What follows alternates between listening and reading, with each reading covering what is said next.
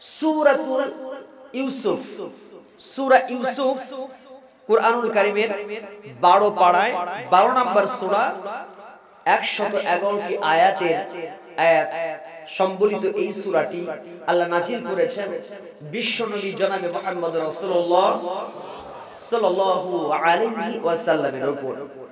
এই সূরাটা নাযিল হয়েছে কোন প্রেক্ষাপটে, সেই প্রেক্ষাপট সহ সবকিছু মিলিয়ে আলোচনা হবে বলে ইনশাআল্লাহ। শুরুতেই আমরা শুরু করতে চাই এভাবে, শয়তানের ওয়াসওয়াসা কুমন্ত্রণা থেকে আল্লাহর কাছ থেকে পানাহ চেয়ে আল্লাহর নামেই শুরু করতে চাই। একযোগে মুহাব্বত নিয়ে দিল খুলে বলেন আউযু বিল্লাহি মিনাশ শাইতানির রাজিম, বিসমিল্লাহির রাহমানির রাহিম। আলিফ লাম রা, তিলকা আয়াতুল কিতাবিল মুবিন, ইন্না আনজালনাহু কুরআনান আরাবিয়্যান লাআল্লাকুম তা'কিলুন। আল্লাহ রাব্বুল আলামিন জানিয়ে দিলেন আলিফ লাম রা। এই আলিফ লামের অর্থ, এটা এমন একটা বিষয়, এই কথাগুলোর অর্থ, এই অক্ষরগুলোর অর্থ, ভাব অর্থ একমাত্র কে জানেন? এই বিষয় নিয়ে লম্বা করব না। হরফে মুকাত্তাআত মুতাশাবিহ যে আয়াতে কারিমাগুলো আছে, যে অক্ষরগুলো দিয়ে ইশারা দেওয়া হয়েছে, এর একমাত্র খবর জানেন কে? আল্লাহু আ'লাম, একমাত্র কে জানে?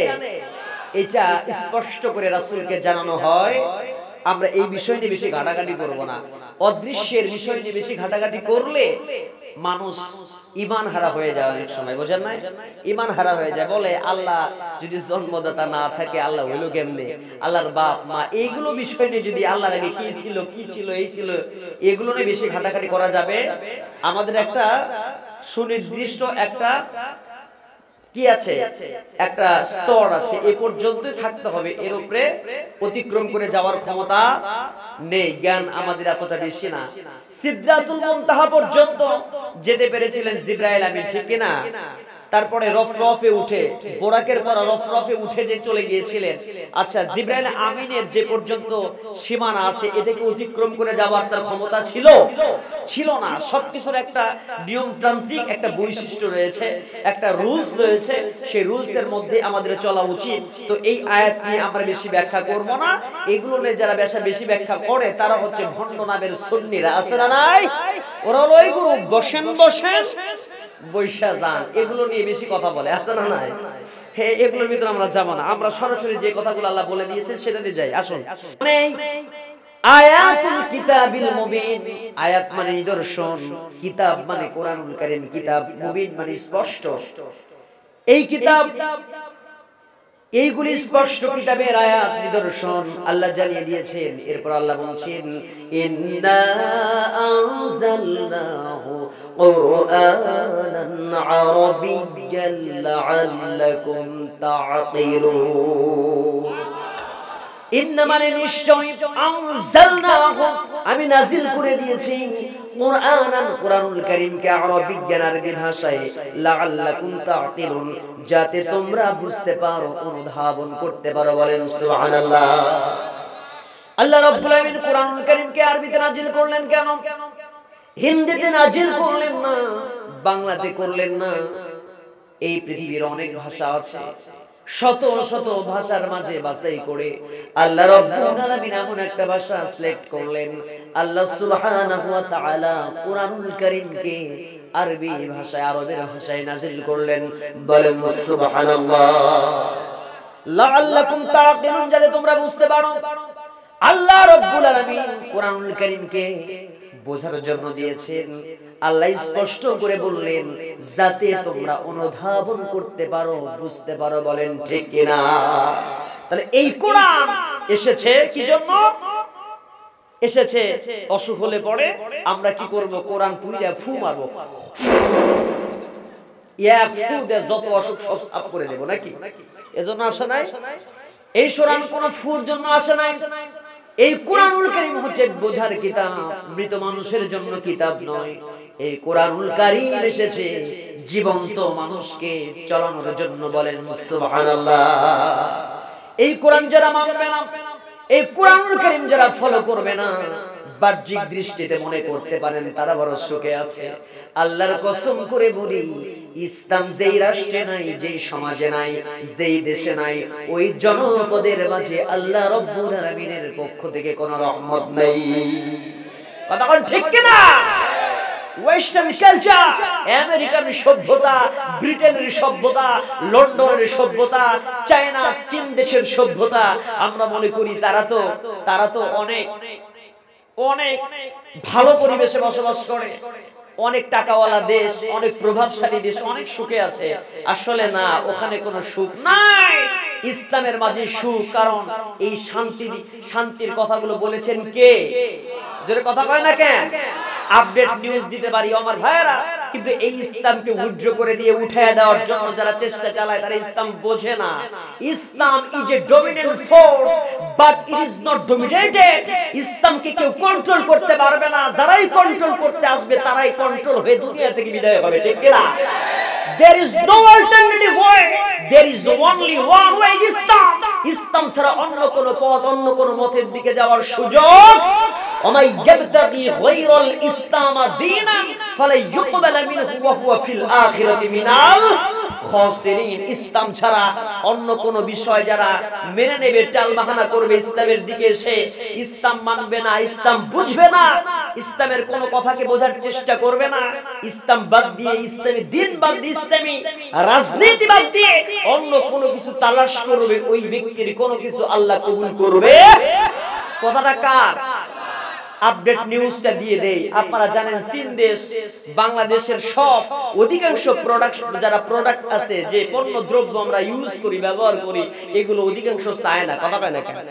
চায়নার এমন কোন জিনিস নাই যে ফেলে দেয়। বাচ্চারা প্রস্রাব করে না, প্রস্রাব করার জন্য চায়নাতে একটা কি আছে জানেন? একটা বালতি রেখে দেওয়া হয়, একটা ডাস্টবিনের মতো একটা জিনিস রেখে দেওয়া হয়, সেখানে প্রস্রাব করে। ওই প্রস্রাব দিয়েও তারা কিছু বানায়। নাউজুবিল্লাহ। এরা এমন কিছু, এরা সবকিছু দিয়ে সব মানে প্রোডাকশন তৈরি করতে পারে। সেই চায়নাতে ইসলাম আছে না, ইসলামের উপর গজব চলতেছে। এই চায়নার যে সমস্ত সরকার প্রধান যারা আছেন, এরা ইসলামের পক্ষে নাই। এজন্য আল্লাহ জানিয়ে দিচ্ছেন, ও চায়না, ও জাপান, ও রাশিয়া, ওই আমেরিকা, শুনে রাখ, তোদের জায়গাতে কোনোদিন আমি শান্তি দেব না। তোরা ইসলামের পথে চলিস না। কারণ কোন পথে শান্তি নাই, কোন পথে মুক্তি নাই, কোন পথে শান্তি নাই, কোন পথে মুক্তি নাই। শান্তির পথ শুধু একটাই, সেই পথে ইসলাম ছুটে আয়, সেই পথে ইসলাম ছুটে আয়। কথা কোন ঠিক না? আমার ভাইরা, আপনারা কি জানেন? জেনে থাকবেন যারা ইউটিউব, ফেসবুক ইউজ করেন, হোয়াটসঅ্যাপ ব্যবহার করেন, যারা ইন্টারন্যাশনাল বিষয় সম্পর্কে যারা জেনে থাকবেন, ইয়াং জেনারেশন এখন মেজরিটি পার্সেন্ট মাহফিলে হয়ে থাকে। তো জানেন করোনা নামক একটা ভাইরাস, এই ভাইরাসটা সারা বিশ্বকে তোলপাড় করে দিচ্ছে। কথা কোন ঠিক না? এই চায়নাতে প্রাদুর্ভাব দেখা দিয়েছে এই ভাইরাসে আক্রান্ত হওয়ার জন্য। আক্রান্ত হতে পারে এই জন্য ঘর থেকে বের হতে পারছে না। স্টুডেন্ট গুলো লেখাপড়া করছে স্কুল থেকে, তার স্কুলে যাওয়া আসার জন্য প্রতিবন্ধকতা সৃষ্টি হয়ে গেছে। তারা খাবারের জন্য পানি আনতে যাবে, ঘর থেকে বেরিয়ে তারা মৃত্যুর ভয়ে ঢুকে গেছে। যে এই ভাইরাস, যদি করোনা ভাইরাসে আক্রান্ত হলে আর বাঁচার উপায়, আল্লাহ সাবধান করে দিচ্ছে, তোরা ইসলামের দিকে ফিরে আয়। ইসলাম মানবি না, একটার পর একটা গজব দিয়ে তোদেরকে কিয়ামত পর্যন্ত গজব দিয়ে ধ্বংস করে দেব। কথা বল ঠিক কিনা? আজ বাংলাদেশের জমিনে ইসলামের উপরে আঘাত আসছে না? নাই। ইসলামের উপরে আঘাত আসার কারণে বাংলাদেশের জমিনেও একটা ভাইরাস আমরা দেখতে পেয়েছি, যে মশা নিয়ে তামাশা না। কথা কয় না কেন? মশা নিয়ে হাসি না। হাসি ছিল না একসময়? তুই তো আমার কাছে একটা মশা রে, তোর টাইম আছে, মশার মতো সাইজ করে ফেলবো। কথা কয় না কেন? আছে আছে আছে। আচ্ছা আল্লাহ কয় তুই মশা দিয়ে সাইজ করবি, মশা দিয়ে আল্লাহ বুঝায় দিল। এই মশা দিয়ে নমরুদ খতম করেছি, এই মশা দিয়ে বাংলাদেশের মানুষদেরকে বুঝায় দিল ইসলামের দিকে ফিরে আয়, না হলে আর ডেঙ্গু মশা দিয়ে তোর সব গোষ্ঠী শুদ্ধ সাইজ করে দেব। এ কথা কয় না কেন? এজন্য মশা নিয়ে তামাশা নয়, হাসি নয়, এই ইসলামের দিকে আসতে হবে।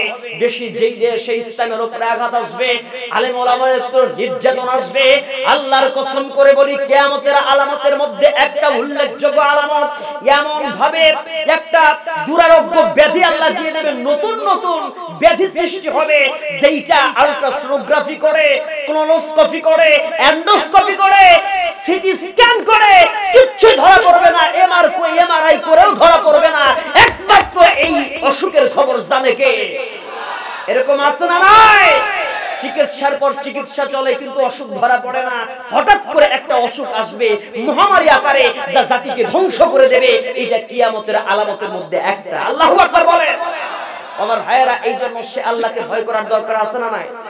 সে আল্লাহকে, আল্লাহর প্রতি, সে আল্লাহ রব্বুল আলামিনের প্রতি অবিচল বিশ্বাস রেখে এই পৃথিবীতে চলার প্রয়োজন আছে না নাই? যেই সমস্ত জালেমরা ইসলাম থেকে খারেজ হয়ে ইসলাম ধ্বংস করার জন্য টেলিভিশনের মধ্যে টক শোতে মেতে ওঠে, তারা বোঝে না আজকে ইসলামের জন্য, হকপন্থী মানুষদের জন্য তোরা দুমুঠো দুই বেলা খাইতে পারিস। এই ভালো মানুষ না থাকলে তোদের কপালে জুতার বাড়ি ছাড়া আর কিচ্ছু জুটতো না, এক ফোঁটা পানি পর্যন্ত আল্লাহ খাওয়াতেন না। কথা বলে কেন? জোরে বলেন। আজকে জানেন কত বড় স্পর্ধা, কত বড় স্পর্ধা। সম্ভবত ডিবিসি টেলিভিশন হবে, ডিবিসি টেলিভিশনে একটা টক শোর মধ্যে তিনটা মহিলা না, তিনটা হচ্ছে লেডিস, বুঝেন নাই? মানে হায়ার এডুকেটেড পারসন, এমন লেডিস, তারা উপস্থাপন করছে কি দেখেন, ওরা মুসলমান দাবি করে। একজনের নাম দেখলাম রোকেয়া, আর তিনজনের নাম বলতে পারছি না, আপনারা দেখে থাকবেন। এই তিনজন মহিলা টক শো করছে যে কনজারভেটিভ হয়ে যাচ্ছে বাংলাদেশ, মানে সাম্প্রদায়িকতা। বাংলাদেশের মুসলমান, মানে বাংলাদেশটা একটা সাম্প্রদায়িক দেশ হয়ে যাচ্ছে। এটা কেমনে হয়?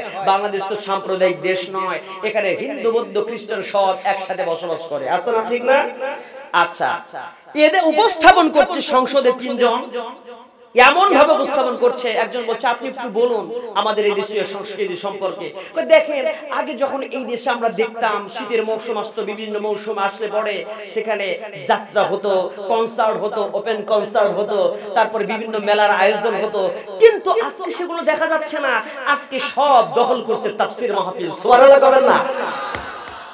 শয়তানের মুখ দিয়ে ভালো ভালো কথা বের করে দিচ্ছে, ঠিক না? হ্যাঁ, তো বলতেছে সব তো দখল করে ফেলতেছে তাফসীর মাহফিল, এটা সহ্য করা যায় না, এটা কনজারভেটিভ হয়ে যাচ্ছে, এটা একটা রক্ষণশীল হয়ে যাচ্ছে, বাংলাদেশ সাম্প্রদায়িকতার দেশ হয়ে যাচ্ছে, এটা সাম্প্রদায়িক, মানে সব সম্প্রীতি বজায় রেখে চলবে, কিন্তু এই এক কেন্দ্রিক হয়ে যাচ্ছে কেন? চিন্তা করেন কত বড় স্পর্ধা থাকলে পরে যেই মহিলার মুখ দিয়ে যাত্রা প্যান্ডেলের কথা ভেসে আসে, যেই মহিলার মুখ দিয়ে অশ্লীল গান বাজনার কথাগুলো ভেসে আসে, যারা তাফসীর মাহফিলকে পছন্দ করে না, ওর নাম বেগম রোকেয়া হতে পারে, ও মুসলমানের জন্য কোন মুসলমান নিজেকে দাবি করতে পারে আল্লাহর কাছে মুসলমান না। কথা বল ঠিক কিনা? আমি আমার ভাষায় বলি, এই তিনটাই হচ্ছে আবু জেহেলের খালাসরি। কথা কয় না কেন?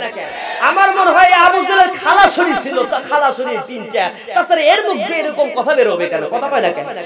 কত বড় স্পর্ধা। মুসলমানদের দেশে বসবাস করে ওরা বলতে চায় তাফসীর মাহফিল বন্ধ করো, তাফসীর মাহফিল বন্ধ করো। এত তাফসীর মাহফিল হয় কেন? আল্লাহর কসম করে বলি, এই বাংলাদেশ, আমি আবারও বলেছি, বারবার বলি, এই বাংলাদেশ কিন্তু নরেন্দ্র মোদীর নয়, এই বাংলাদেশ কিন্তু রবি ঠাকুরের নয়, এটা কবি নজরুলের বাংলাদেশ, এটা শাহ ফুরকানের বাংলাদেশ, এটা হাজী শরীয়তুল্লাহর বাংলাদেশ, এটা খান জাহানের বাংলাদেশ। এই বাংলাদেশ তিতুমিরের, এই বাংলাদেশের তিতুমিরের বাঁশের কেল্লা আজ প্রমাণ করে, এই তিতুমিরের বাঁশের কেল্লা থেকে শিক্ষা নিয়ে নাও। ইসলাম বিরোধী কথা বলবে, চামড়া ছিলে জুতা বানানো হবে তোমাদের। কথা বলেন ঠিক কিনা? ইসলামের বাইরে কথা বলে কেউ পার পাবে না। বলতে দেন ইসলামের বিপক্ষে কথা বলে এই বাংলাদেশের তোস্তামে নাসলিমের জায়গা হয় নাই। বোরকার বিরুদ্ধে কথা বলে, রাতের অন্ধকারে বোরকা পরে ভারতে তোমাকে আশ্রয় দিতে হয়েছে। এই তিনজন তোমরা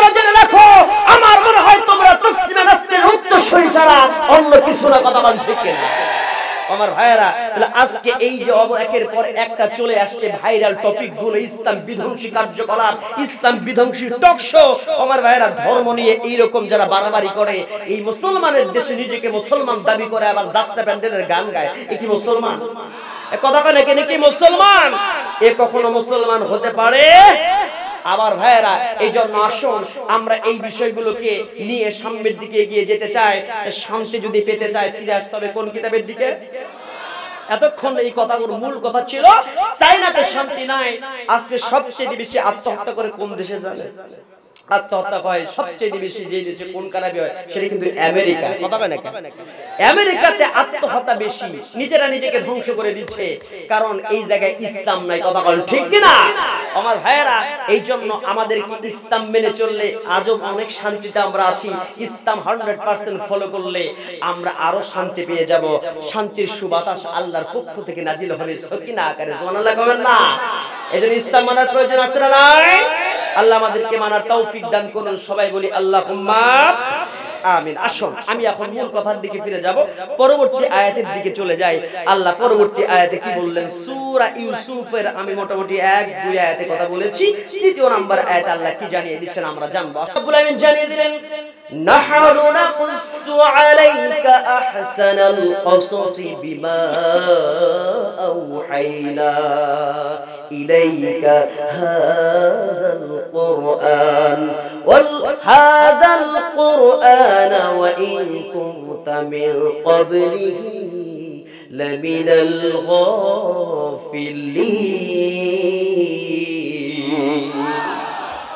নাহনু মানে আমরা, নাকুসু বর্ণনা করেছি, আলাইকা আপনার কাছে, আহসানাল কসাস সর্বোত্তম ঘটনা, বিমা মানে যা, আওহাইনা আমি কি করেছি? ওহী করেছি, ইলাইকা আপনার প্রতি, হাযাল কুরআনি কুরআনুল কারীমের মাঝে, ওয়া ইন কুনতা মিন ক্বাবলিহি লামিনাল গাফিরিন যে সম্পর্কে আপনি ওয়াকিফাল ছিলেন না, ইতিপূর্বে আপনি জানতেন না। আল্লাহ স্পষ্ট করে জানিয়ে দিলেন কুরআনুল কারীমের আয়াতের মাঝে, ইয়া রাসূলুল্লাহি সর্বোত্তম কাহিনী আপনাকে আমি জানিয়ে দিলাম, যে কাহিনী আপনি ইতিপূর্বে জানতেন না। এই কাহিনী, এই কোরআনের যতগুলো কাহিনী আছে, যতগুলো ঘটনা আছে, কিচ্ছা আছে, কোরআনের সবচাইতে শ্রেষ্ঠ কিচ্ছাটা হচ্ছে ইউসুফ আলাইহিস সালাতু ওয়াস সালামের চরিত্রের কাহিনী। বলেন সুবহানাল্লাহ। ইউসুফ আলাইহিস সালাতু ওয়াস সালামের জীবন চরিত্রকে আহসানুল কসাস বলেছেন কে? জোরে কথা বলেন কে? তাহলে যেটা আহসানুল কসাস, এই পৃথিবীতে অনেক কিচ্ছাই তো হয়, কিচ্ছা কাহিনী আছে না? না, পীরের কিচ্ছা আছে, খাজা বাবার কিচ্ছা, দয়াল বাবার কিচ্ছা, কত কিচ্ছা। ওরা শুধু ওইটাই পারে, আমার খাজা এই করছে, আমার দাদা এই করছে, দাদা জানে এই হয়ে গেছে, কিন্তু কোরআন হাদিস পায় না। আছে না নাই? তো এই কোরআনে বলছে সর্বোত্তম কিচ্ছা, সেটা হলো কোরআনের যেই কিচ্ছা ইউসুফ আলাইহিস সালাতু ওয়াস সালামের, সেই কাহিনী জানার প্রয়োজন আছে না নাই? এখানে যে কত মজা আছে রে ভাই, কত কথা আছে বলতে চাই, কিন্তু আপনারা যদি সময় দেন থাকেন তাহলে বলা যাবে। থাকতে আছে? থাকতে রাজি আছেন? সবাই থাকবেন তো ইনশাআল্লাহ? হ্যাঁ, দোয়ার আগে যাবে কারা কারা যখন হাত দেখায় দেন।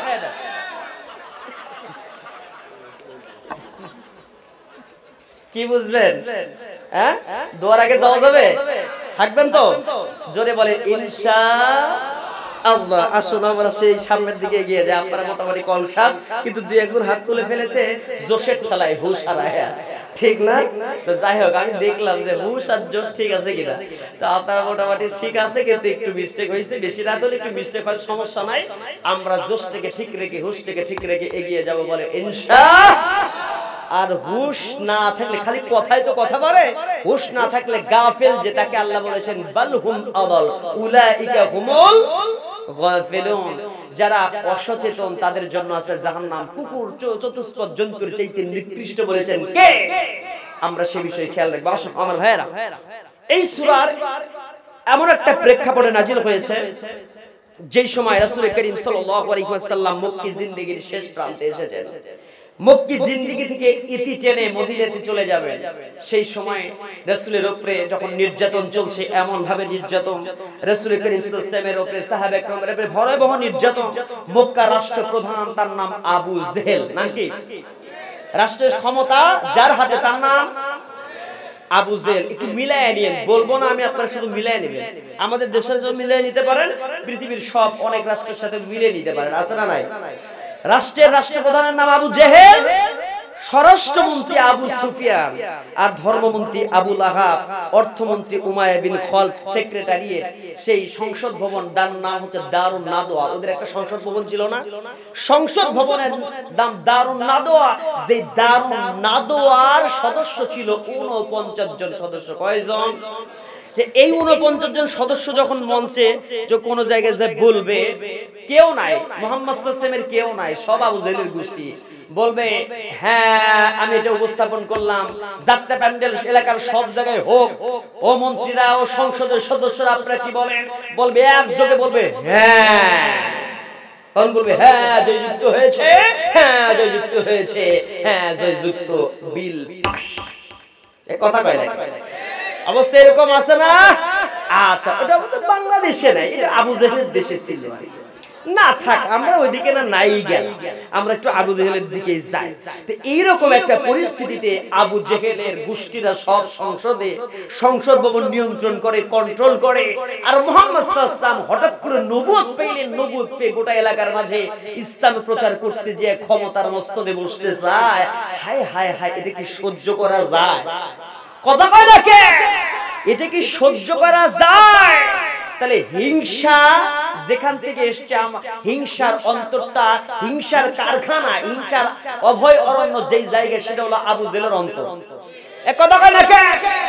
আজও যে সমস্ত ওলামায়ে কেরাম, আজও যারা যে সমস্ত পীর মাশায়েখরা নিজেদের সালা বস্তা করা টাকা থেকে যখন মাহরুম হচ্ছে, ডক্টর মিজানুর রহমান আজহারি সহ হকপন্থী আলেমদের কথা শুনে পঙ্গপালের মতো ছুটে আসছে, এই সমস্ত ভণ্ডদের সহ্য হচ্ছে না, হিংসায় জ্বলে পুড়ে আবু জেহেলের মতো তারা মিছিল শুরু করছে। এই কথা কয় না কে? আছে না নাই? তাহলে আমি বলছি, হিংসার অভয়ারণ্য, হিংসা যেখানে সুন্দর করে বসবাস করতে পারে, সেই অন্তরটার নাম আবু জেহেলের অন্তর। আজও যারা হিংসা বেশি করে, এদের অন্তরটা কার অন্তর হইছে? কথা কয় না কেন? আবু জেহেলের হিংসা ছিল, আজও সমাজে হিংসা আছে না নাই? আবু জেহেল হিংসা করে বিল পাস হলো কয়টা জানেন? নাজিলের সময়, রাসূল করিম সাল্লাল্লাহু আলাইহি ওয়াসাল্লামের সময়, ওই তদানীন্তন সময়ে নির্যাতনের একটা পর্যায়ে শেষ একটা আলটিমেটাম তারা দিল, বিশ্ব ইসলামকে দুনিয়া থেকে বিদায় করে দেওয়া হোক। তো এই মুহাম্মাদের এই যন্ত্রণা আর সহ্য হয়? খেয়াল করো, খুব ইম্পর্টেন্ট কথা, কিন্তু খুব গুরুত্বপূর্ণ কথা। আল্লাহর নবী জনাবে মুহাম্মদ রাসূলুল্লাহ সাল্লাল্লাহু আলাইহি ওয়াসাল্লাম, আমার নবী, পেয়ারা নবী, মুহাব্বতের নবী, তামাম পৃথিবীর সবচেয়ে শ্রেষ্ঠ নবী জনাবে মুহাম্মদুর রাসূলুল্লাহ সাল্লাল্লাহু আলাইহি ওয়াসাল্লাম। আল্লাহর নবী দুনিয়াতে সেদিনের দাওয়াত দেন। আবু জেহেলের যখন সহ্য হয় না, সে আবু জেহেলের গোষ্ঠীরা রাত্রি বেলায় বৈঠক করলো। যেই বৈঠকে তিনটা সিদ্ধান্ত নেওয়া হলো, তিনটা মত প্রকাশ করা হয়েছে, আর একটা মতকে তারা প্রায়োরিটি দিয়েছে। সেই একটা মত ছিল আবু জেহেলের, না ছিল হচ্ছে শয়তানের। ছিলটা কার? একজন মতামত দিচ্ছে এমন, একজন বলতেছে মুহাম্মদকে মক্কায় রাখা যাবে না, আমরা যদি মক্কার জমিন থেকে অন্য জায়গায় স্থানান্তর করি, অন্য জনপদে মুহাম্মদ চলে যায়, তাহলেই তো হয়ে যায়, আমরা তাকে বিতাড়িত করব।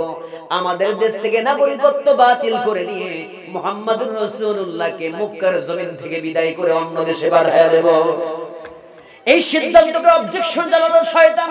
শয়তান বলতেছে আবু জেহেলের গোষ্ঠীরা শোন, ওই জায়গায় শয়তান অন্য দেশের, সম্ভবত নজদ বংশ, নজদ দেশে, নজদবাসীর এক অন্তর্ভুক্ত হয়ে এসে তার নিজের পরিচয়টা উপস্থাপন করে বলছে, আমি বয়োবৃদ্ধ মানুষ, আমার এক্সপেরিয়েন্স থেকে কথা বলি, তোমরা যদি মুহাম্মদকে অন্য দেশে পাঠায়া দাও, তাহলে কি হয়ে যাবে? ওই মুহাম্মদ রাসূলুল্লাহ অন্য দেশে গিয়ে দ্বীনের প্রচার করবে, শক্তিশালী হয়ে। যখন দিন, মুহাম্মদ তো জাদু জানে, মুহাম্মদ তো জাদু জেনে মানুষদেরকে একত্রিত করে ইসলাম বিজয় করে ফেলবে অন্য দেশে, আর ওই দেশের সমস্ত মানুষগুলোকে সাথে করে নিয়ে এসে মক্কায় আক্রমণ করে তোমাদেরকে দুনিয়া থেকে বিদায় করবে। শয়তানের ষড়যন্ত্র দেখছেন? শয়তান যখন এই কথা উপস্থাপন করেছেন, ইন্না শাইতানা কি আদুউম মুবিন, শয়তান আমাদের জন্য কি প্রকাশ্য শত্রু। এই শয়তানের ষড়যন্ত্র। এখন আবু জেহেল বলে, তাই তো অন্য দেশে পাঠানো যাবে না। দ্বিতীয় নম্বর ষড়যন্ত্র কি? বলে, একটা কাজ করো, তাহলে আমাদের দেশের মধ্যে আমরা যাবজ্জীবন জেলে রাখি। মৃত্যু পর্যন্ত জেল। ও বেটা মরা, হঠাৎ করে তাকে আমরা এক কাজ করি, জেলের মধ্যে রেখে দেই। রেখে দিলে পরে কি হবে? ও রেখে দেই, তাহলে কি হয়ে যাও? মারার কথা বললো, একজন বলতেছে হত্যা করা হোক। যেমনি বলছে হত্যা করা হবে, তখন বলতেছে না, হত্যা যদি করা হয় তাহলে মুহাম্মাদের যে কুরাইশ বংশের লোক আছে সবগুলো এসে তোমাদের আক্রমণ করে সাইজ করবে, হত্যাও করা যাবে। ভালো করে খেয়াল করে। তৃতীয় নাম্বার প্রস্তাব দেওয়া হলো বিশ্ব নবীকে এই জেলের মধ্যে যাবজ্জীবন রাখা হবে, বের করার সুযোগ দেওয়া হবে না। তাহলে এই মুহাম্মাদের এইরকম জ্বালা থেকে আমরা বাঁচতে পারবো। কিন্তু শয়তান পরামর্শ দিল, হত্যা করার পরামর্শটাকে শয়তানি দিয়েছিল। আর শয়তান পরামর্শটাকে সুন্দর করে উপস্থাপন করলো এমন করে, শয়তান বলছে পরামর্শ দিচ্ছে পরামর্শ সবাই, তোমরা যদি হত্যা করতে চাও তাহলে একবারে একজন যা হত্যা করলে কাজ হবে। 12টা গোত্র থেকে 12 জন সৈনিক নাও, বড় বড় মুজাহিদ শক্তিশালী 12 জন গোত্রের 12টা গোত্রের 12 জন শক্তিশালী মানুষকে নিয়ে আসো। আর 12 জন গোত্রের 12 জন শক্তিশালী যোদ্ধা যারা একযোগে রাত যখন ঠিক 12টা, জোরে বলেন কয়টা? রাত 12টার দিকে মুহাম্মদ রাসূলুল্লাহ সাল্লাল্লাহু আলাইহি ওয়াসাল্লাম যখন ঘুমিয়ে পড়বে, সেই সময় একযোগে মুহাম্মাদের উপরে হামলা যখন করবে, তলোয়ার দিয়ে কেটে কেটে দুনিয়া থেকে বিদায় করে দেবে। তাহলে যখন কুরাইশ বংশ তোমাদের উপর আক্রমণ চালাতে যাবে, 12টা গোত্র জায়গায় এক জায়গায় আর কুরাইশ বংশ একদিকে হলে পড়ে, কখনো তারা পেরে উঠবে না। এই জন্য মুহাম্মদকে মারতে হলে হত্যা করতে পারলে আমরা সাকসেস হব। আর হত্যা একজন করা যাবে না, 12টা গোত্র একযোগে হত্যা করতে হবে মুহাম্মদকে। জোরে বলেন নাউজুবিল্লাহ। আল্লাহ বলেন, ওরে তোরা যতই সিসিম সাফ কস, আমি আল্লাহ তো এমন রাজাদিরাজ, আমি তোদের সব সিসিম ফাঁক করে দেব। এ কথা কয় না কেন? সিসিম ফাঁক হয় রে কয়েকদিন আগে, ওদের বললাম না, বুঝে নেন কতই তো ফাঁক হচ্ছে, কত কিছু বেরিয়ে আসতেছে, কথা কয় না কেন? আল্লাহ রাব্বুল আলামিন জানিয়ে দেন, ওয়া মাকারাল্লাহু আল্লাহু খায়রুল মাকিরিন। কাফের ঈমানদাররা চক্রান্ত করে, আল্লাহ রাব্বুল আলামিন জানিয়ে দিলেন আমি কৌশল করি, আর আমার কৌশলটাই আমি সর্বোত্তম কৌশলী, আমার কৌশলটাই বিজয়ী হবে। ওই আবু জেহেলের সমস্ত চক্রান্তগুলো ধ্বংস হয়ে যাবে, নস্যাৎ হয়ে যাবে, বানচাল হয়ে বলেন সুবহানাল্লাহ। আমার ভাইয়েরা, এই ষড়যন্ত্র যখন করলো, রাত ঠিক 12টা, রাত কয়টা? রাত 12টা একত্রিত হয়ে হামলা করবে। 12টা গোত্রের সব এসে আর রাহিকুল মাখতুম কিতাব পড়বেন, রাসূল করিম সাল্লাল্লাহু আলাইহি ওয়াসাল্লামের নির্জীব জীবনের ইতিহাস, 13 বছরের সেই মক্কি জিন্দেগীর কাহিনীগুলো যখন আপনি পড়বেন, বিষয়গুলো জানবেন, সেই কিতাব থেকে স্পষ্ট সুন্দর হাদিস থেকে দলিলগুলো নেয়া। রাসূল করিম সাল্লাল্লাহু আলাইহি ওয়াসাল্লাম রাত গভীরে শুয়ে পড়েছেন, রাসূল ঘুমিয়ে পড়েছেন, সব চতুর্পাশে এসে একযোগে হামলা করার জন্য তারা অপেক্ষা করছে। মাঝপ্রহর, রাতের মাঝপ্রহর, রাত 12টা কখন হয়? তখন তো আর এরকম ঘড়ি অ্যানালগ ডিজিটাল ঘড়ি ছিল নাকি? তখন ছিল প্রহরের হিসেব, ঠিক না? তখন তারা প্রহর গুনছে, রাতের ঠিক মাঝামাঝি যখন হবে একযোগে হামলা করবে। কিন্তু এই হামলা থেকে বাঁচাবে কে? আল্লাহ তো আগেই বলেছে, আল্লাহু ইয়াসিমুকা মিনান নাস, বল আয়াত আছে না? আল্লাহ রাব্বুল আলামিন জানিয়ে দিয়েছিলেন, ইয়া আইয়ুহার রাসূলু বাল্লিগ মা উনজিলা ইলাইকা মির রাব্বিক ওয়া ইল্লাম তাফআল ফামা বাল্লাগতা রিসালাতাহু আল্লাহু ইয়াসিমুকা মিনান নাস। ইয়া রাসূলুল্লাহ, কি আপনি দ্বীনের প্রচার করেন, ইল্লাম তাফআল ফামা বাল্লাগতা রিসালাতাহু, আপনি দ্বীনের প্রচার না করলে পরে তো আপনি নবুয়তের কাজ করলেন না, রিসালাতের দায়িত্ব পালন করলেন না। আপনি এই দায়িত্ব পালন করেন, আমি মানুষদের সমস্ত চক্রান্ত থেকে আমি আল্লাহ আপনাকে নিরাপত্তা দান করব, সিকিউরিটি দিয়ে দেব। বলেন সুবহানাল্লাহ। আলোচনা তাফসীর বুঝতে কি অসুবিধা হচ্ছে, কষ্ট হচ্ছে আপনাদের? আমার ভাইয়েরা, আমি একটা আজেবাজে কথা বলছি, তাফসীরের থেকে কথাগুলো সুন্দর কোট করে নোট করে সুন্দর করে বলছি, একটু খেয়াল করে শুনেন, এখান থেকে অনেক বিষয় জানতে পারবেন। ওই তালা খুলে দে রে বাবা, তালা খুলে দে, রহমতের চাবি দিয়া তালা খুলে দে, তোরা তালা খুলে দে, আছে না নাই? এই গান এগুলো কইয়া যদি আধা ঘন্টা সময় পার করে তো ওয়াজ করব কোন সময়, কথা কয় না কেন? আজকে তালা তুলা খোলা হবে না, তালা বন্ধ থাক, কথা কয় না কেন? জোরে বলেন, তালা তুলা বন্ধ থাক, ওইদিকে না। আজকে তাফসীর শুনেন, একবার স্রেফ একদম সুন্দর কোরআনের তাফসীর হক কথাগুলো আমরা বলে যাব, শুনে যাব, বলে ইনশাআল্লাহ। রাসূল করিম সাল্লাল্লাহু আলাইহি ওয়াসাল্লামের কোন সময়ে সূরা ইউসুফ নাজিল হলো, আমি কিন্তু এখনো ইউসুফ আলাইহিস সালামের আলোচনায় ঢুকি নাই, আমি বলছি প্রেক্ষাপট, ঠিক আছে না? আলোচনা যদি একটু লম্বা হয় কষ্ট হবে আপনাদের, অসুবিধা নাই তো?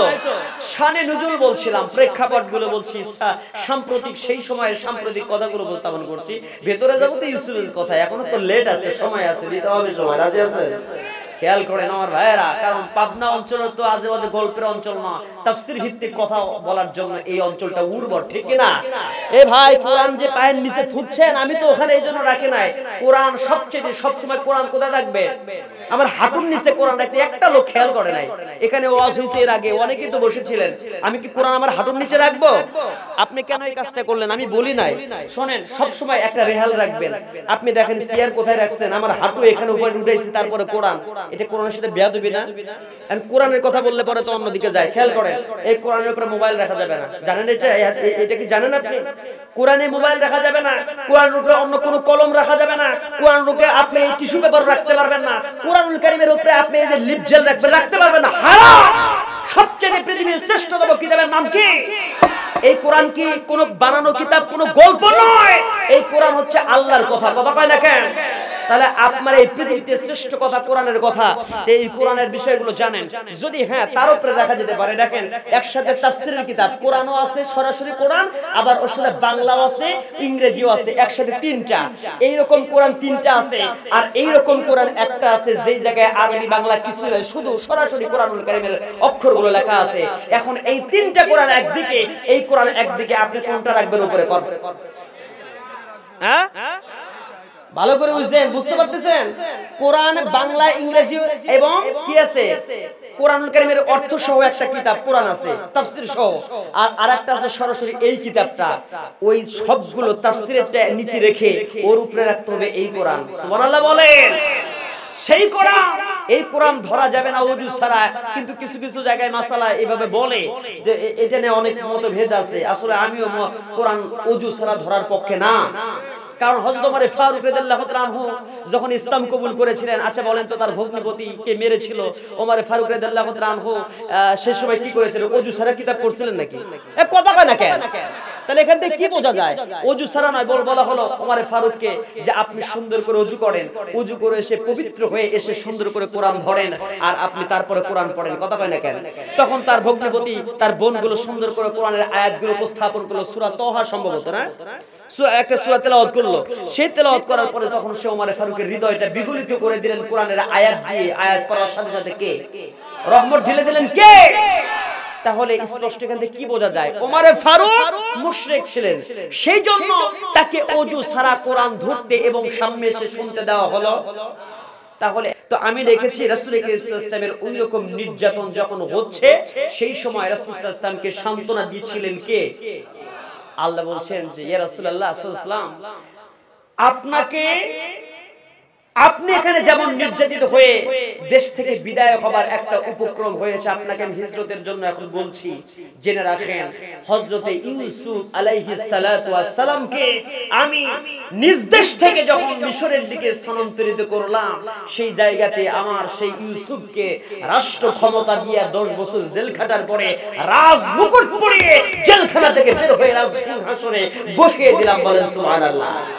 যে আল্লাহ ইউসুফকে রাজমুকুট পরিয়ে দিয়ে রাজসিংহাসনে বসিয়ে দিতে পেরেছি, ও মুহাম্মদ সাল্লাল্লাহু আলাইহি ওয়াসাল্লাম, আপনি আমার প্যারা নবী, আমার মাহবুব, আমার সবচেয়ে প্রিয় নবী, আমিও আপনাকে এই মক্কাতে বিজয় দিয়ে দেব, ওই মদিনাতে আমি রাষ্ট্র কায়েম করে দেব। জোরে বলেন সুবহানাল্লাহ।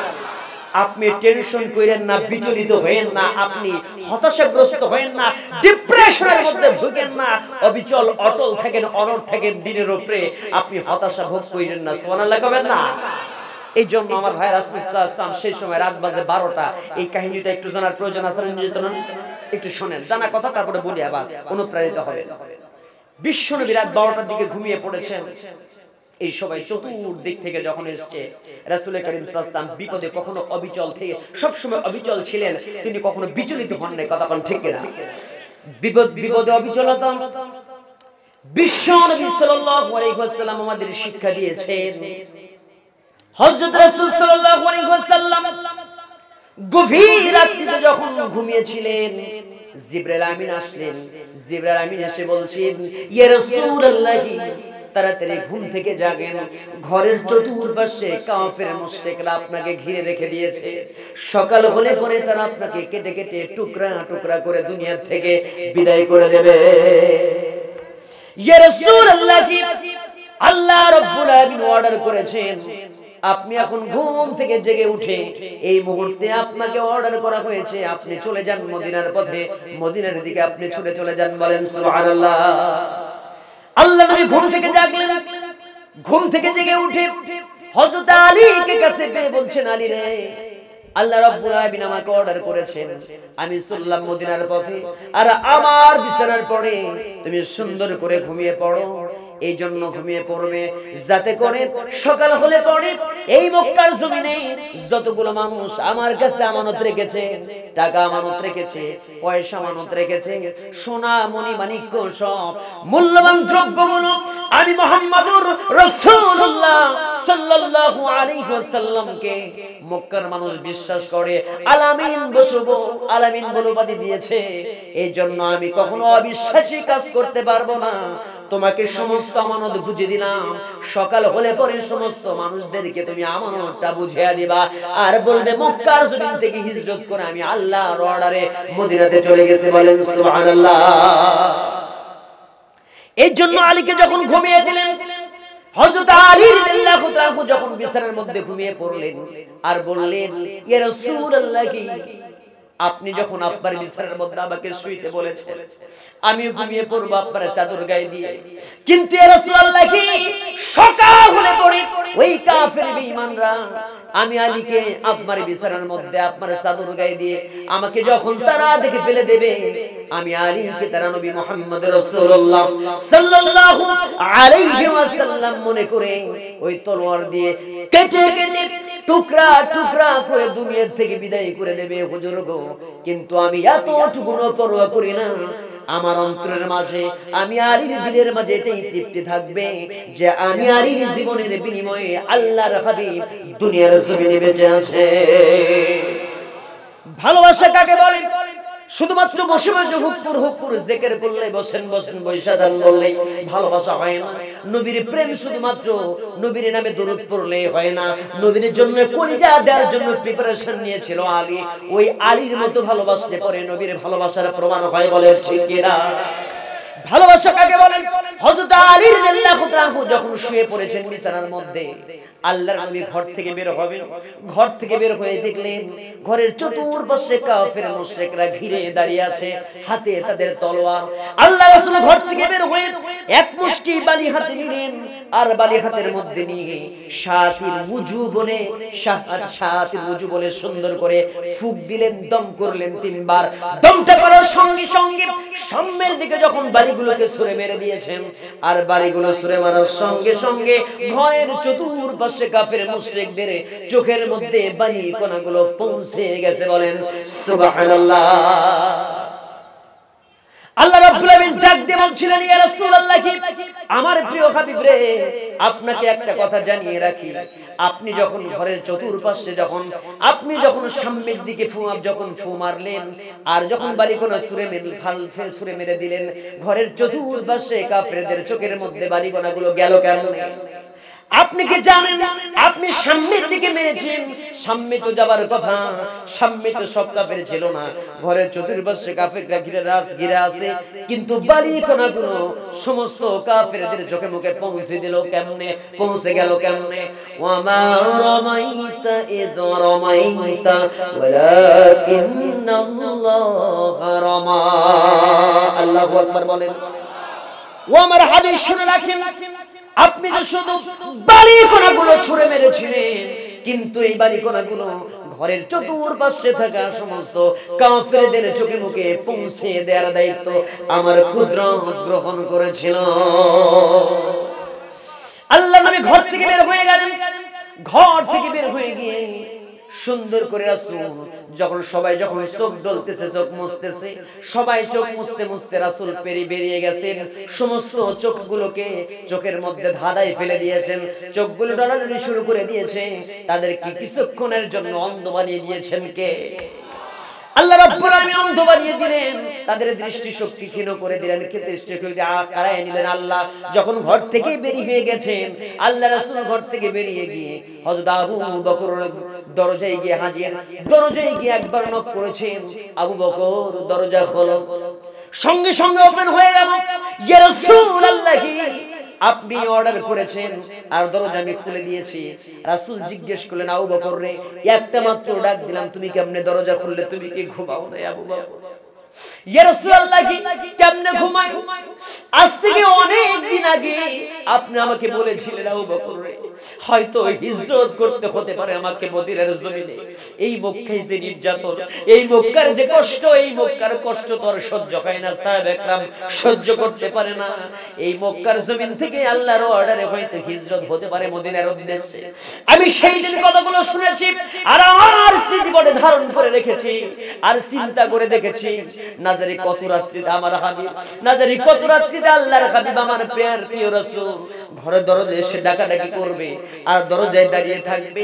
আমি আবু বকরের বিছানায় ঘুমিয়ে থাকবো আর দরজা খুলতে দেরি হয়ে যাবে, আল্লাহর নবীর কষ্ট হয়ে যাবে, আল্লাহর নবীর সঙ্গে বেয়াদবি হয়ে যাবে। এই জন্য আমি তো সেই দিন থেকে একদিনও বিছানার মধ্যে পিঠ লাগাই নাই। ইয়া রাসূলুল্লাহ, দরজায় দাঁড়িয়ে দাঁড়িয়ে আপনার গলার আওয়াজ শোনার জন্য অপেক্ষায় ছিলাম। ভালোবাসা কাকে বলে খেয়াল করেন। চক্ষু থেকে অন্ত চক্ষু থেকে এক ফোঁটা চোখের পানিটা আপনি একটু বের করার চেষ্টা করেন। আজকে আমাদের মক্কা, আজকে আমাদের বাংলাদেশের জমিনে মক্কি জিন্দেগি চলতেছে। আজকে মদিনার শান্তির মতো অবস্থান বাংলাদেশের জমিনে কিন্তু এখনো নাই। আমার ভাইয়েরা, বিশ্বনবী সাল্লাল্লাহু আলাইহি ওয়াসাল্লাম হযরত আবু বকরকে সঙ্গে করে নিয়ে, আবু বকর অনেক দিন আগে দুইটা উট রেডি করে রেখেছিলেন, দুইটা উটকে রেডি করে রেখেছেন আবু বকর। আর উটের মধ্যে চড়ে আমার রাসূলকে সঙ্গে নিয়ে হযরত আবু বকর যখন রওনা দিয়ে দিয়েছেন, আমার রাসূল যখন যান মক্কার পাশ দিয়ে যাচ্ছেন আর কাবার পাশ দিয়ে যেতে গিয়ে বুকটা ভেঙে যাচ্ছে রাসূলের আর বলছেন, রো কাবারে, আমার জন্মভূমির নাম হচ্ছে মক্কা, যেই দেশে আমার জন্ম হয়েছে, জন্মভূমি থেকে কোনোদিন কোনো মানুষ যেতে চায় না। কথা বলেন ঠিক কিনা? জন্মভূমি থেকে রাসূল যখন যান চোখের পানি ফেলে ফেলে কাঁদে আর বলে, কাবারে, আমার বড় আশা ছিল, আমার বড় আশা ছিল তোর খেদমত করব রে, তোর পাশে থাকব রে কাবা, কিন্তু তোর নিষ্ঠুর প্রতিবেশীরা, নিষ্ঠুর সন্তানেরা এই কাবার সেই চত্বরে আশপাশের যারা, কাবার আশপাশের যারা সুন্দর করে বসবাস করতেছে, এই কাবার প্রতিবেশীরা আমারে থাকতে দিল না রে। ওরে কাবা, আমি চলে গেলাম, বিদায় হয়ে গেলাম মদিনাতে। আমার মদিনাতে আমাকে ডাক যেতে হয়েছে। আমার আল্লাহ যখন অর্ডার করেছেন, আমার রাসূল জাবালে কেদোয়ার উপর দিয়ে উল্টা পথ দিয়ে রাসূল সুন্দর করে হিকমত করলেন, উল্টা পথ দিয়ে মদিনার উদ্দেশ্যে রওনা দিলেন। আল্লাহর হাবিব আর বিশ্বনবী সাল্লাল্লাহু আলাইহি ওয়াসাল্লাম আবু বকরকে সঙ্গে নিয়ে রওনা দিয়েছেন। যাইতে যাইতে সকাল হয়ে যাচ্ছে, যখন সকাল হয়ে যাচ্ছে, সুবহ সাদেক হয়ে গেছে, সূর্য উঠে যাবে কিছুক্ষণ পরে। এবার আবু বকর বলছেন, হুজুর গো, আর কিছুক্ষণ পর তো সূর্য উঠে যাবে, এই সময় কাফের বেঈমানরা আমাদেরকে দেখে ফেলে দেবে, আর দেখে ফেলার সঙ্গে সঙ্গে আমাদের তলোয়ার দিয়ে দুনিয়া থেকে বিদায় করবে। ইয়া রাসূলুল্লাহ, তাড়াতাড়ি চলেন। ওই যে দেখা যায় জাবালে সূর, ওই জাবালে সূর পেয়ে গেছে, আমরা ওই গর্তের মধ্যে আশ্রয় নেই, যাতে করে কাফের বেঈমানরা আমাদের দেখতে না পারে। জোরে বলেন সুবহানাল্লাহ। আল্লাহর হাবিব কি করলেন? সেই সময় জাবালে সূরের সামনে দাঁড়িয়ে থাকলেন আর রাসূল করিম সাল্লাল্লাহু আলাইহি ওয়াসাল্লামের সবচেয়ে প্রিয় সাহাবী আবু বকর, এই আবু বকরকে আবু বকর বলছিলেন, ইয়া রাসূলুল্লাহ, ওই জাবালে সূরের মধ্যে আমি ঢুকবো, কিন্তু আপনি হুজুর দাঁড়িয়ে থাকবেন, ওয়েট করেন, আপনি আগে ঢুকবেন না। পাহাড়িয়া জায়গা, পাহাড়িয়া গর্ত, এই জায়গাতে সাপ থাকতে পারে, বিচ্ছু থাকতে পারে, হিংস্র প্রাণী থাকতে পারে। ইয়া রাসূলুল্লাহ, আমি আগে ঢুকে আর জায়গাটাকে সুন্দর করে ওপেন করে, সুন্দর করে পরিষ্কার করে, ক্লিন করি, যাতে করে সাপ, বিচ্ছু আর হিংস্র প্রাণী থাকলে আমি আবু বকরের উপরে আঘাত হয়ে যায়, আল্লাহর নবী নিরাপদে থাকুক। বলেন সুবহানাল্লাহ। ভালোবাসা কাকে বলে? খিসি কেন আবু বকর থেকে আবু বকরের থেকে ভালোবাসা শিখতে হবে, আর ওমরের কাছ থেকে ভালোবাসা শিখতে হবে, ওসমানের দিক থেকে ভালোবাসা শিখতে হবে, হযরত আলীর দিক থেকে ভালোবাসা শিখতে হবে। নবীকে তারা কেমনে ভালোবেসেছেন আর আমরা কেমনে মহব্বত করি বলে ঠিক কি? হযরত আবু বকর যখন ঘরে যখন সুন্দর করে ঢুকলেন গুহার মধ্যে হযরত আবু বকর ঢুকেছেন আর সুন্দর করে পাহাড়িয়া জায়গা, পাহাড়িয়া গর্ত সুন্দর করে পরিষ্কার করলেন। পরিষ্কার করার পরে আমার নবীকে যখন ডাক দিলেন, তাসবিহ ফরমালেন, নবী আমার গোল জায়গায় গুহার মধ্যে প্রবেশ করলেন। নবী বলেন, আবু বকর রে, আমার বড় ক্লান্ত হয়ে গেছে, দেখো পরিশ্রান্ত দেখো, ক্লান্ত দেখো, আমার তোমার উরুটা একটু দাও, আমি একটু তোমার উরুর উপরে সুন্দর করে একটু বিশ্রাম নেব, আরাম ফরমাইব। হযরত আবু বকর ধন্য হয়ে গেলেন। হযরত আবু বকরের উরুর উপরে বিশ্ব নবীর মাথা রেখে রাসূল ঘুমিয়ে পড়লেন। কি তার ভাগ্য রে, কি পরিমাণ সৌভাগ্য ছিল আবু বকরের। আবু বকরের উরুটা হয়ে যায় রাসূলের জন্য বালিশ। এইরকম সৌভাগ্য কয়জনের হতে পারে জোরে বলেন ঠিক কিনা? আল্লাহ রাসূল সুন্দর করে ঘুমিয়ে গেলেন।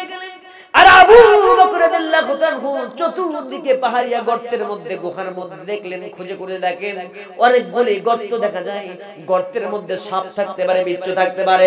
এই জন্য নিজের চাদরখানিকে টুকরা টুকরা করে গর্তগুলোকে সুন্দর করে বন্ধ করলেন। কিন্তু কয়েকটা গর্ত, একটা মাত্র গর্ত বন্ধ করার জন্য আর জন্য অবশিষ্ট কাপড় নাই। হযরত আবু বকর ভেবে নিয়েছেন এই গর্তের ভেতর থেকে সাপ আসতে পারে, বিচ্ছু আসতে পারে, এই জন্য নিজের পা গর্তের মধ্যে ঢুকিয়ে দিয়েছে।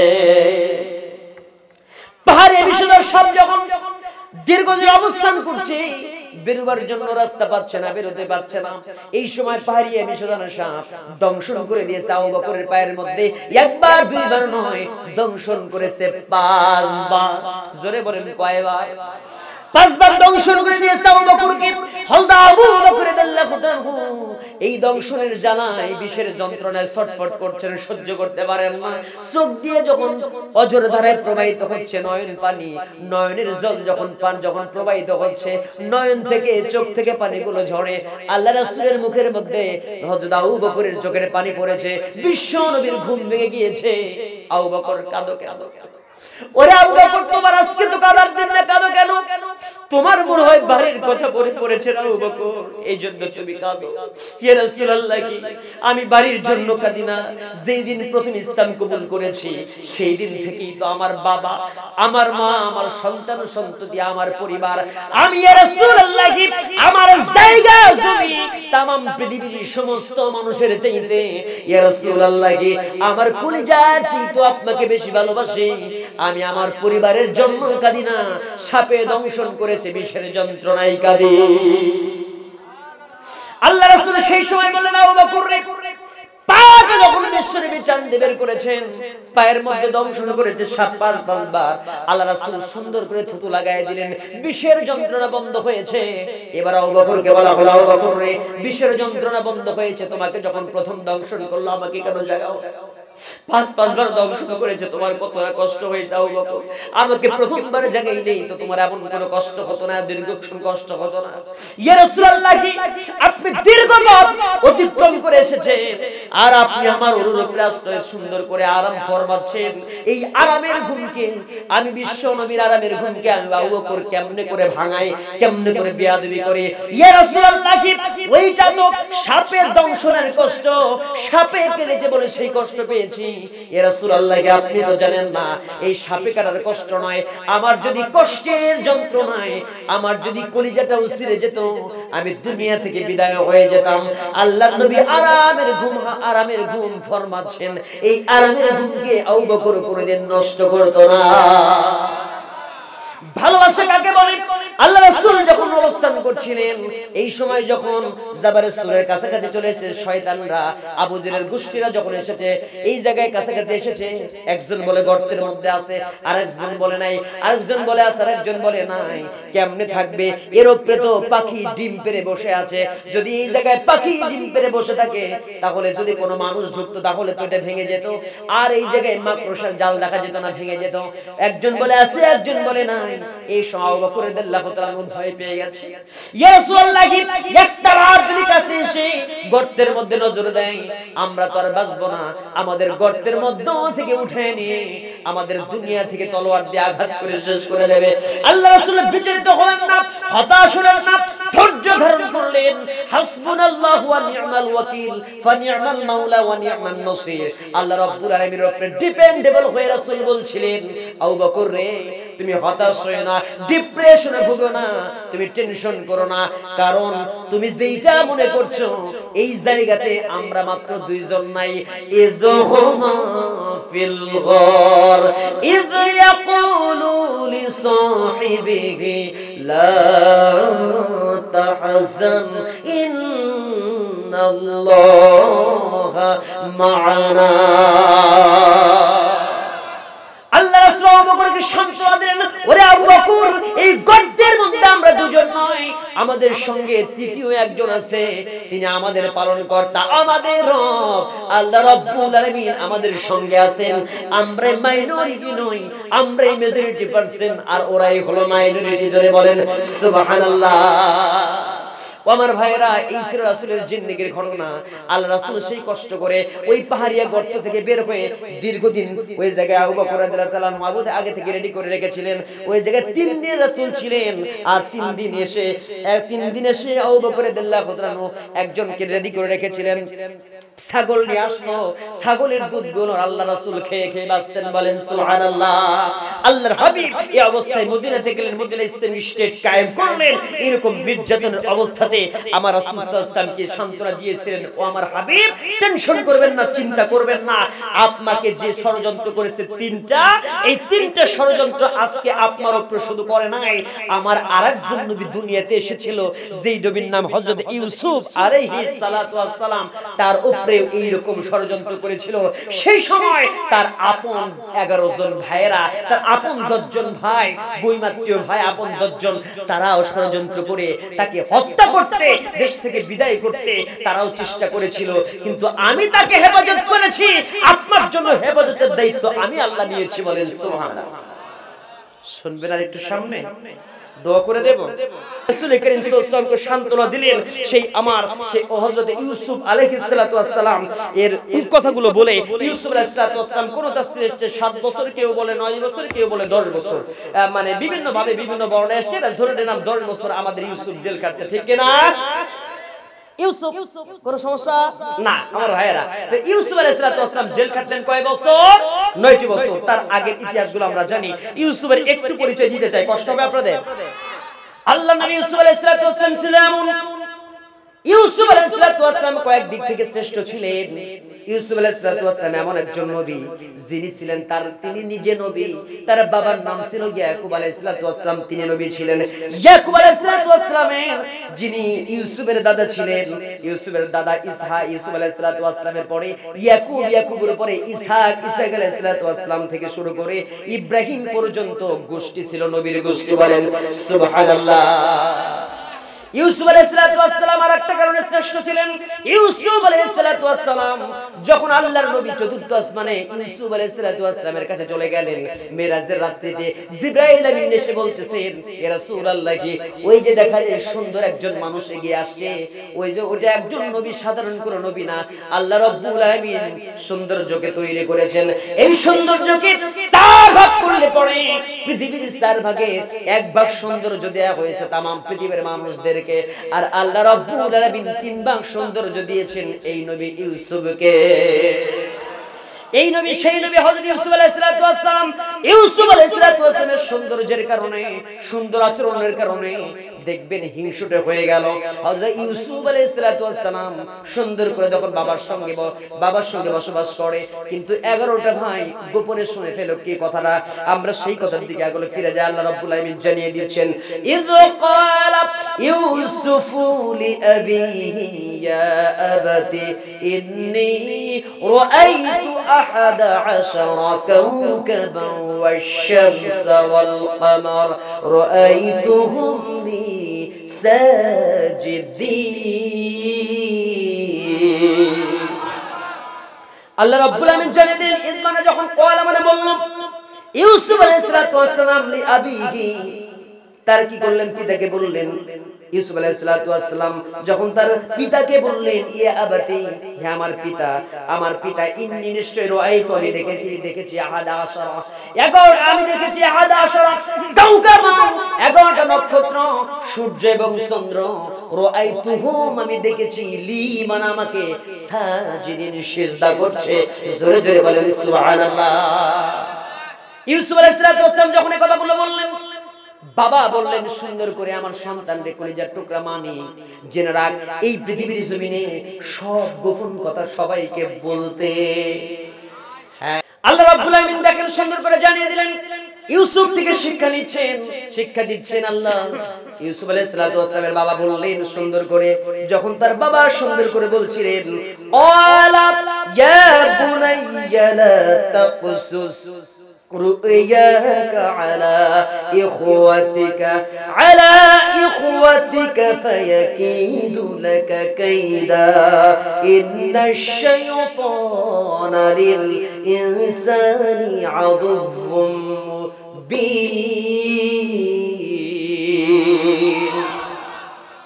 সুন্দর করে বলেন, ক্বালা, হযরত ইয়াকুব আলাইহিস সালাম সুন্দর করে ইউসুফকে বলছেন, ইয়া বুনাইয়া, আমার কলিজার টুকরার সন্তান, সুন্দর করে বললা, তাকসুস, তুমি বর্ণনা করো না, রুইয়াকা, তোমার স্বপ্নের কথাগুলো বলো না, আলা ইখওয়াতিকা, তোমার ভাইদের কাছে, ফায়াকিদুলাকা, তারা চক্রান্ত করতে পারে। কি চক্রান্ত করবে? কায়দা লাকা, কায়দা, মারাত্মক রকমের কৌশল করতে পারে, চক্রান্ত করতে পারে তোমার বিরুদ্ধে। ইন্নাশ শাইতান, নিশ্চয়ই শয়তান হচ্ছে আদুউম মুবিন, মানুষের জন্য প্রকাশ্য শত্রু। জোরে বলেন আল্লাহু আকবার। এই কথা যখন ইউসুফ আলাইহিস সালামকে বললেন, সব গোপন কথা কিন্তু সবাইকে বলা যাবে না, সিক্রেট বিষয়গুলো সিক্রেট রাখবেন। যতই আপনার ঘনিষ্ঠ বন্ধু হোক, দেখবেন সব ঘনিষ্ঠ বন্ধু কিন্তু আজীবন বন্ধু থাকে। কথা কয় না কেন? আমার নিজের জীবনের কথা বলি। এক বন্ধু হঠাৎ করে আমার সাথে খুব সম্পর্ক, হঠাৎ করে একদিন বলতেছে যে আমার 1 লক্ষ টাকা খুবই প্রয়োজন, আর এই দিকে আমারও আবার খুবই প্রয়োজন। এখন বলেন তো, কোরআনুল কারীমের আয়াত আছে, কু আনফুসিকুম ওয়া আহলিকুম নার, আগে নিজে বাঁচো তারপরে কারে বাঁচাও। এখন আমার প্রয়োজনটা যদি বড় হয় আর বন্ধুর প্রয়োজনটা যদি ছোট হয়, আচ্ছা বলেন তো, তাহলে আপনি কার প্রয়োজন মিটিয়ে দেবেন? নিজেরটা মেটাতে হবে কিনা? আমারটা তো উদাহরণ দিচ্ছি, বুঝে নেন, মানে আমাকেই বললাম, আপনাদের বললাম না। তো এই বন্ধু হঠাৎ করে যদি আমার সাথে মোবাইলে কথা বলা বন্ধ করে দেয়, প্রত্যেকদিন কথা বলে, টাকা চাইছে, টাকা দিতে পারিনি, এদিকে বন্ধুত্ব নষ্ট, আর ফোনে যোগাযোগ করে না। আমি অসুস্থ শরীর নিয়ে হাসপাতালের বেডে এন্ডোস্কোপি করলাম, এই করলাম, সেই করলাম, ফেসবুকে পোস্ট দিলাম, আমি তাকেও পাঠাইলাম, বন্ধু দোয়া করো। সেই বন্ধু আমার এই পর্যন্ত একবার জিজ্ঞেস করলাম, বন্ধু কেমন আছো? আসলে বলেন তো, ও কি প্রকৃতপক্ষে আমার বন্ধু, না ও টাকা নেওয়ার জন্য বন্ধুত্ব করেছিল? কথা বলেন না কেন? ও প্রকৃত বন্ধু হতে পারে না, ও টাকার স্বার্থে ব্যবহার করতে চেয়েছে আপনাকে, এই জন্য টাকা দিয়া যে বন্ধুত্ব রাখতে চায়, টাকা না দিলে বন্ধুত্ব থাকে না, এই বন্ধু বন্ধু নয়, এই বন্ধু মারাত্মক রকমের শত্রু হতে পারে এক পর্যায়ে, যখন ওর স্বার্থে আঘাত লেগে যাবে। কথা কন। এই জন্য সবসময় বন্ধুদের থেকে নিরাপদে থাকবেন। সব বন্ধু বন্ধু নয়, বন্ধুত্ব ভেঙে যায়, কিন্তু স্বার্থের কারণে খেয়াল রাখার দরকার আছে না? নাই। আমার ভাইয়েরা, যে কথা বলছিলাম, তাহলে এই সময় আপন ভাইয়েরা যেখানে শত্রুতা করতে পারে স্বার্থের কারণে, সেখানে বন্ধুত্ব কোথায় আছে? আপন ভাইয়েরা কথাগুলো শুনলো গোপনে, যে কোনো ভাবে গোপনে শুনে ফেলেছে, বিভিন্ন বর্ণনা আসছে, ওদিকে যাব না, লম্বা করা যাবে না। যখন গোপনে কথাগুলো শুনে ফেলেছে, চিন্তা করতেছে যে আর আমার বাবা ইয়াকুব আলাইহিস সালাম তো আমাকে বেশি ভালোবাসে,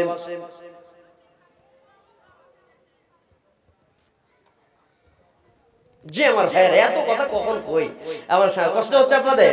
এটা চিরকুটে একটু লেখাটা পড়লাম, ওটা একটা আলোচনার কথা বলেছে, এটা উপস্থাপন করবেন। তো আমি যতটুকু পারছি আলোচনা এগিয়ে নিয়ে যাচ্ছি। কষ্ট হচ্ছে আপনাদের? আরো শুনতে রাজি আছেন? অসুবিধা নাই তো? ইয়াকুব আলাইহিস সালাম যখন বেশি ভালোবাসি হযরত ইউসুফকে বেশি ভালোর কারণ আছে। 4টা সন্তান যদি হয়, দেখবেন একটা সন্তান জীবনে একটা মুখ খারাপ করে গালি দেয় না বাবারে, আছে না নাই? একজন সন্তানের আচরণ এমন ভালো, জীবনে মুখ খারাপ করে না, গালি দেয় না, জীবনে কোন জায়গায় চাল গন্ডগোল করে না, অত্যন্ত ভদ্র শরীর, নবুয়তি একটা ভাব তার মধ্যে আছে। একজন নবীর চরিত্র যেমন, এরকম পবিত্র চরিত্রের মানুষ আর এরকম সমাজে আছে না নাই? এই সন্তানটাকে এমনি বাবা ভালোবাসে আপনার বিরোধিতার জন্য নয়, আপনাকে ভালো কম বাসে না, আর আচরণের জন্য হৃদয়টা তার বাবা মার তার দিকে চলে যায়। আপনি আপনার আচরণ ভালো করেন, আপনার প্রতিও বাবা মার হৃদয়টা গলে যাবে। বলেন ঠিক কিনা? আমার ভাইয়ারা, ইউসুফ আলাইহিস সালাম তো এই জন্য সবচেয়ে বেশি ভালোবাসা বাবার পেতেন। ইউসুফ কোনোদিন অশ্লীল আচরণ করতেন না, ভালো আচরণ করতেন। নবুয়তি একটা সিম্পটম তার মধ্যে দেখতে পেয়েছেন। তার কপালের মধ্যে ইয়াকুব আলাইহিস সালাম নবুয়তের চিহ্ন, নূরটা দেখতে পেয়েছেন। কারণ তিনি নবী, আর আমার 4টা আমার 11-12টা সন্তানের মধ্যে কে নবী হবে? একজন নবী আর একজন নবীর কথা জানে কি জানে না? ইয়াকুব আলাইহিস সালাম জানতেন আমার ছেলে নবী হবে, এই জন্য বেশি মহব্বত করতেন, তাকে কাছে কাছে রাখতেন। আর কাছে কাছে রাখার জন্য যখন তার শত্রুতা বেড়ে গেল, বাবার কাছ থেকে ছলে বলে কৌশলে সন্তানটাকে নিয়ে গেল। ছলে বলে কৌশলে সন্তানটাকে যখন ইউসুফ আলাইহিস সালামকে নিয়ে গেল, নিয়ে যে যখন খেলার ছলে নিয়ে গিয়েছে, ইউসুফ আলাইহিস সালামের উপরে এই ভাইয়েরা ষড়যন্ত্র করলো 3টা। ওজনে বলেন কয়টা? ওখানেও 3টে, এখানেও 3টে। মিলছে না? মিলে নাই? একজন বলতেছে হত্যা করো, আরেকজন বলতেছে দূর দেশে পাঠিয়ে দাও, আরেকজন বলে কূপে ফেলে দাও। এই 3টে ষড়যন্ত্র করা হলো। আল্লাহ রাব্বুল আলামিনের কুরআনুল কারীম সেইটা প্রমাণ করছে। জোরে বলেন সুবহানাল্লাহ। আল্লাহ তাআলা সুন্দর করে সে কথা জানিয়ে দিলেন, উকতুলু ইউসুফ ওয়াবতুরহু আরদান ইয়াখলু লাকুম ওয়াজহু আবিকুম وتكونوا من بعده قوما صالحين। সুন্দর একটা কথা রয়ে গেছে, তোমরা ইউসুফ আলাইহিস সালামকে হত্যা করো অথবা তাকে তোমরা কোন স্থানে ফিরে আসো, ফলে তোমাদের পিতার দৃষ্টি তোমাদের প্রতি পড়বে, নিবিষ্ট হবে, তারপরে তোমরা ভালো লোক হয়ে যেও। কওমান সালিহিন মিন বাদি কওমান সালিহিন। আল্লাহু আকবার। গল এই আয়াতের তাফসীর এখন এরা এইভাবে শয়তানরা এইভাবে বুঝে নিয়েছে। খেয়াল করেন, এরা বললো যে ইউসুফকে হত্যা করো অথবা ফেলাই দিয়ে এসো দূর দেশে, তাহলে তোমার পিতার যে দৃষ্টি ইউসুফের প্রতি, ইউসুফ নাই, তখন ইচ্ছেই হোক অনিচ্ছাই হোক আমাদের ভালোবাসতেই হবে। এই চিন্তা করলো, আর এরপরে ইউসুফকে মেরে আমরা ভালো হয়ে যাব। চিন্তা করেন কত বড় শয়তান, যে এইরকম শয়তান বাংলাদেশে আছে না নাই? তবে বাংলাদেশে মনে হয় নাই গো। আছে, আছে। কমন সলিহিনের তাফসীর যদি করি সব কিন্তু ফাটবে। কথা কয় না কে? আছে না নাই? ও আমার ভাইয়েরা, এরকম বাংলাদেশে লোক পাওয়া যায় সারা জীবন ওকাম কোকাম করার পরে মানুষ খুন করে, গুম করে, হামলা করে, মামলা করে, আর তারা চিন্তা করে যতই নির্যাতন করি না কেন, যতই অপকর্ম করি না কেন, যতই খারাপ কাজ করি, হজে যাব, হজ করে তওবা করে কওমান সালিহিন হয়ে যাব, আমাদের আল্লাহ তওবা কবুল করে জান্নাতে দেবে, যত অন্যায় অবিচার করেছে সব মাফ। আছে না নাই? এই চিন্তা ছিল কার? চিন্তা করেন, ইউসুফ আলাইহিস সালামের কয়টা ভাই? 11টা ভাইয়ের মধ্যে 10টা শয়তান ছিল। বিনিয়ামিন ভালো, ও তো নিজের ভাই। এই 10টার চক্রান্ত এমন ছিল, তাহলে এই 10 জন ষড়যন্ত্রকারীর চক্রান্ত এবং টেন্ডেন্সি, চিন্তা চেতনা যেমন আজকের পৃথিবীতে এই রকম চরিত্রের মানুষের চিন্তা চেতনাটাও, কথা বুঝছেন না? হ্যাঁ, ওরাও চিন্তা করে যে যত পরি ক্ষমতা টিকে রাখার জন্য যা সাজিত পরে ভালো হবে। আছে না নাই? কই মারে কুপা সমসু কুপে সাইছো, পরে আমরা একেবারে হজ কইরে একেবারে আমাদের যত গুনাহ আছে হজে আসো কত সুমা টুমা দিয়া কাবা ঘরে যা কাইন্দে কুইন্দে আল্লাহরে কবর রাজি করাবো, আল্লাহ যা করছে ভুল করছে মাফ করে দাও। ক্ষমতার লোভ ছিল তো এইজন্য এটা করছি, মাফ করো। আছে না নাই? কিন্তু ও বেটা, তোমার এটা সব খবর কে জানে? তুমি ইচ্ছে করে করবা, তওবা করবা, আর তোমার ইচ্ছা এই তওবা কবুল করবে। আগে থেকে যদি চিন্তা করে চক্রান্ত কইরা তওবা করার চিন্তা করে যে এটা কইরা ওটা তওবা করব, আল্লাহ খবর জানা না? এটা জানার পরে কি তওবা কবুল করবে আল্লাহ? ওর গিলা চটকাবে, মুখে একেবারে ওর রিমান্ডে এমন ভাবে নেবে, ওর রিমান্ড আর কোনোদিন খারিজ করা হবে না, মঞ্জুর হবে না, রিমান্ড থেকে কোনোদিন মাফ নাই। কথা কেন? এজন্য এইরকম চক্রান্ত আজও পৃথিবীতে থাকবে, এই কথাটাই শিক্ষা দিচ্ছেন আমার রাসূলকে, বিশ্ব নবী সাল্লাল্লাহু আলাইহি ওয়াসাল্লামকে শিক্ষা দিচ্ছেন আমার আল্লাহ, মিন বাদি কওমান সলিহিন, এখন আমরা তারে মারি পরে ভালো হয়ে যাব। ও আমার ভাইরা, কি করলো সেই সময়? ইউসুফ আলাইহিস সালামের আলোচনা শর্ট করে লম্বা অনেক হয়ে যাবে, এই আলোচনা সারা রাত করা যাবে, শেষ হবে না। ইউসুফ আলাইহিস সালাম যখন কূপের মধ্যে ফেলে দিলেন, কূপের মধ্যে ইউসুফকে ফেলানো হলো, আর 3 দিন পর্যন্ত ইউসুফ সেই কূপের মধ্যে অবস্থান করলেন। তাফসীরে ইবনে কাসির, তাফসীরে তাফহিমুল কোরআন, তাফসীরে ফি জিলালিল কোরআন, তাফসীরে মাজহারি, বিভিন্ন তাফসীরের মধ্যে আপনি পাবেন ইউসুফ কূপের মধ্যে পড়ে গেছে। আর এই কয়েকদিন কি করলো? ইউসুফ আলাইহিস সালামকে হযরতে জিবরাইল আমিন সুন্দর একটা পাথরের উপরে অবস্থান করে রেখে দিলেন, সুন্দর পরিবেশে। বলেন সুবহানাল্লাহ। কূপের মধ্যে পাথর দিয়ে আল্লাহ হেফাজত করলেন। হেফাজত করার পরে আল্লাহ রাব্বুল আলামিন খাওয়ার ব্যবস্থা করলেন। সব শয়তান কিন্তু খারাপ না, মানে এই যে 10টা ভাই ছিল, সবগুলো ভাই কিন্তু খারাপ। একটা ভাইয়ের মন মানসিকতা একটু ভালো ছিল, মানে খারাপের ভালো, বুঝেন নাই? খারাপের মধ্যে ভালো, ধর মারতেছে, রিমান্ডে পিটাচ্ছে, হয়তো হুজুরে পিটাচ্ছে আচ্ছা মতো। এখন আরেকজন পুলিশ বলতেছে, ভাই এত মারিস না, হুজুর মানুষ, যা মারছ 10টার জায়গায় 5টা মারার পক্ষে, কিন্তু 10টার জায়গায় মারিস না, হুজুর মানুষ, একটু মাফ করে, জানাজা করতে তো হুজুরই লাইট, তাছাড়া খবর আছে, কম করে মার। কথা আছে না নাই? এই কথাই বলতেছে। শোন, এর নাম হচ্ছে ইয়াহুদা। 10টা ভাইয়ের মধ্যে একটা ভাইয়ের নাম কি ছিল? ইয়াহুদা। ইয়াহুদা ছিল এই চরিত্রে, মানে ও হত্যাকারীর পক্ষে, কিন্তু আমার চিন্তা করতেছে যে আমি যদি একা সাইজ কাটি তাহলে এই 9টা শুধু আমারে সাইজ করবে। কথা কয় না কেন? এই জন্য ও চিন্তা করতেছে, ইহুদা ভাবতেছে যে তাহলে কি করা যায়, ছোট ভাই ফিরে দিয়ে আসি কূপের মধ্যে যায়। ও মারার পক্ষে ছিল না যে ও দেশ থেকে চলে যাক, ক্ষমতাটা আমরা নিয়ে টিকে থাকি, ও চলে যায়। তো এই সময় ইউসুফ আলাইহিস সালাতু ওয়াস সালামকে প্রত্যেকদিন গোপনে গিয়ে ও খাবার দিয়ে আসতো। সুবহানাল্লাহ বলবেন না, মানে মারহাবা বলেন, জোরে বলেন কি? ইয়াহুদা প্রত্যেকদিন খাবার দিয়ে আসতো কূপের মধ্যে, এই খাবারগুলো সে খাইতো, খেয়ে উপর থেকে ফালায় দিত, ইউসুফ আলাইহিস সালাতু ওয়াস সালাম খেয়ে বাঁচতেন। এইভাবে দীর্ঘ কয়েকদিন চলে গেল। অতিবাহিত হওয়ার পরে ওই পাশ দিয়ে চলে যাচ্ছিল মিশরের চলে যাচ্ছিল হিজাজবাসী, যারা ইসমাইলি খানদানের খানদান, ইসমাইলি বংশধর, ইসমাইলের অর্থাৎ ইব্রাহিম আলাইহিস সালাতু ওয়াস সালামের বংশধরের লোকেরা শাম থেকে সুগন্ধি মশলা নিয়ে মিশরে যায়। কোত্থেকে যাচ্ছে? শাম দেশ থেকে সুগন্ধি মশলা নিয়ে মিশরের দিকে যাচ্ছে বাণিজ্য করার জন্য। শাম দেশ থেকে মিশরের দিকে চলে যায়, প্রতিমধ্যে পানির প্রয়োজন পড়ে, তাঁবু গেড়েছে, শিবির স্থাপন করেছে, আর পানির খোঁজে কিছু লোক যখন বের হয়ে গেল, তখন সুন্দর করে কূপটা পেয়ে গেছে, পানি ফেলে দিয়েছে পানি তোলার জন্য, পানির পাত্র চলে গেছে, ইউসুফ আলাইহিস সালাম সুন্দর করে বসে পড়েছেন। আর যখন তারা তুলে আনছে, পানির পরিবর্তে ফুটফুটে চাঁদের চাইতেও সুন্দর একটা মানুষ তারা পেয়ে গেছেন। জোরে বলেন মারহাবা। ওমর ভাইরা ইউসুফ আলাইহিস সালামকে পাওয়ার পরে খুশি হয়ে গেছে। সেই সময় মানুষ বিক্রির একটা প্রবণতা ছিল, মানুষকে দাস হিসেবে বিক্রি করা হতো, গরু ছাগলের মতো। মানুষের হাট বাজার ছিল, জোরে বলেন ঠিক না? চিন্তা করে গোলাম পাইছি, দামি মূল্যে বিক্রি করতে পারবো, মূল্য দিয়ে এই গোলামকে বিক্রি করতে পারবো। এই গোলামের দিকে তাকাইলে পরে যে কোন লোকের মায়া লাগে, এই গোলামের এত সুন্দর চেহারা, এই গোলামকে আমরা অনেক টাকায় মূল্যে বিক্রি করতে পারবো। এই সিদ্ধান্ত নিয়ে ইউসুফ আলাইহিস সালামকে যখন নিয়ে যাওয়া হয়েছে, ইউসুফ যখন চলে গেছেন মিশরের বাজারে, ইউসুফকে মিশরের বাজারে নিয়ে যাওয়া হয়েছে, দাম হাঁকা হয়েছে লক্ষ লক্ষ টাকা।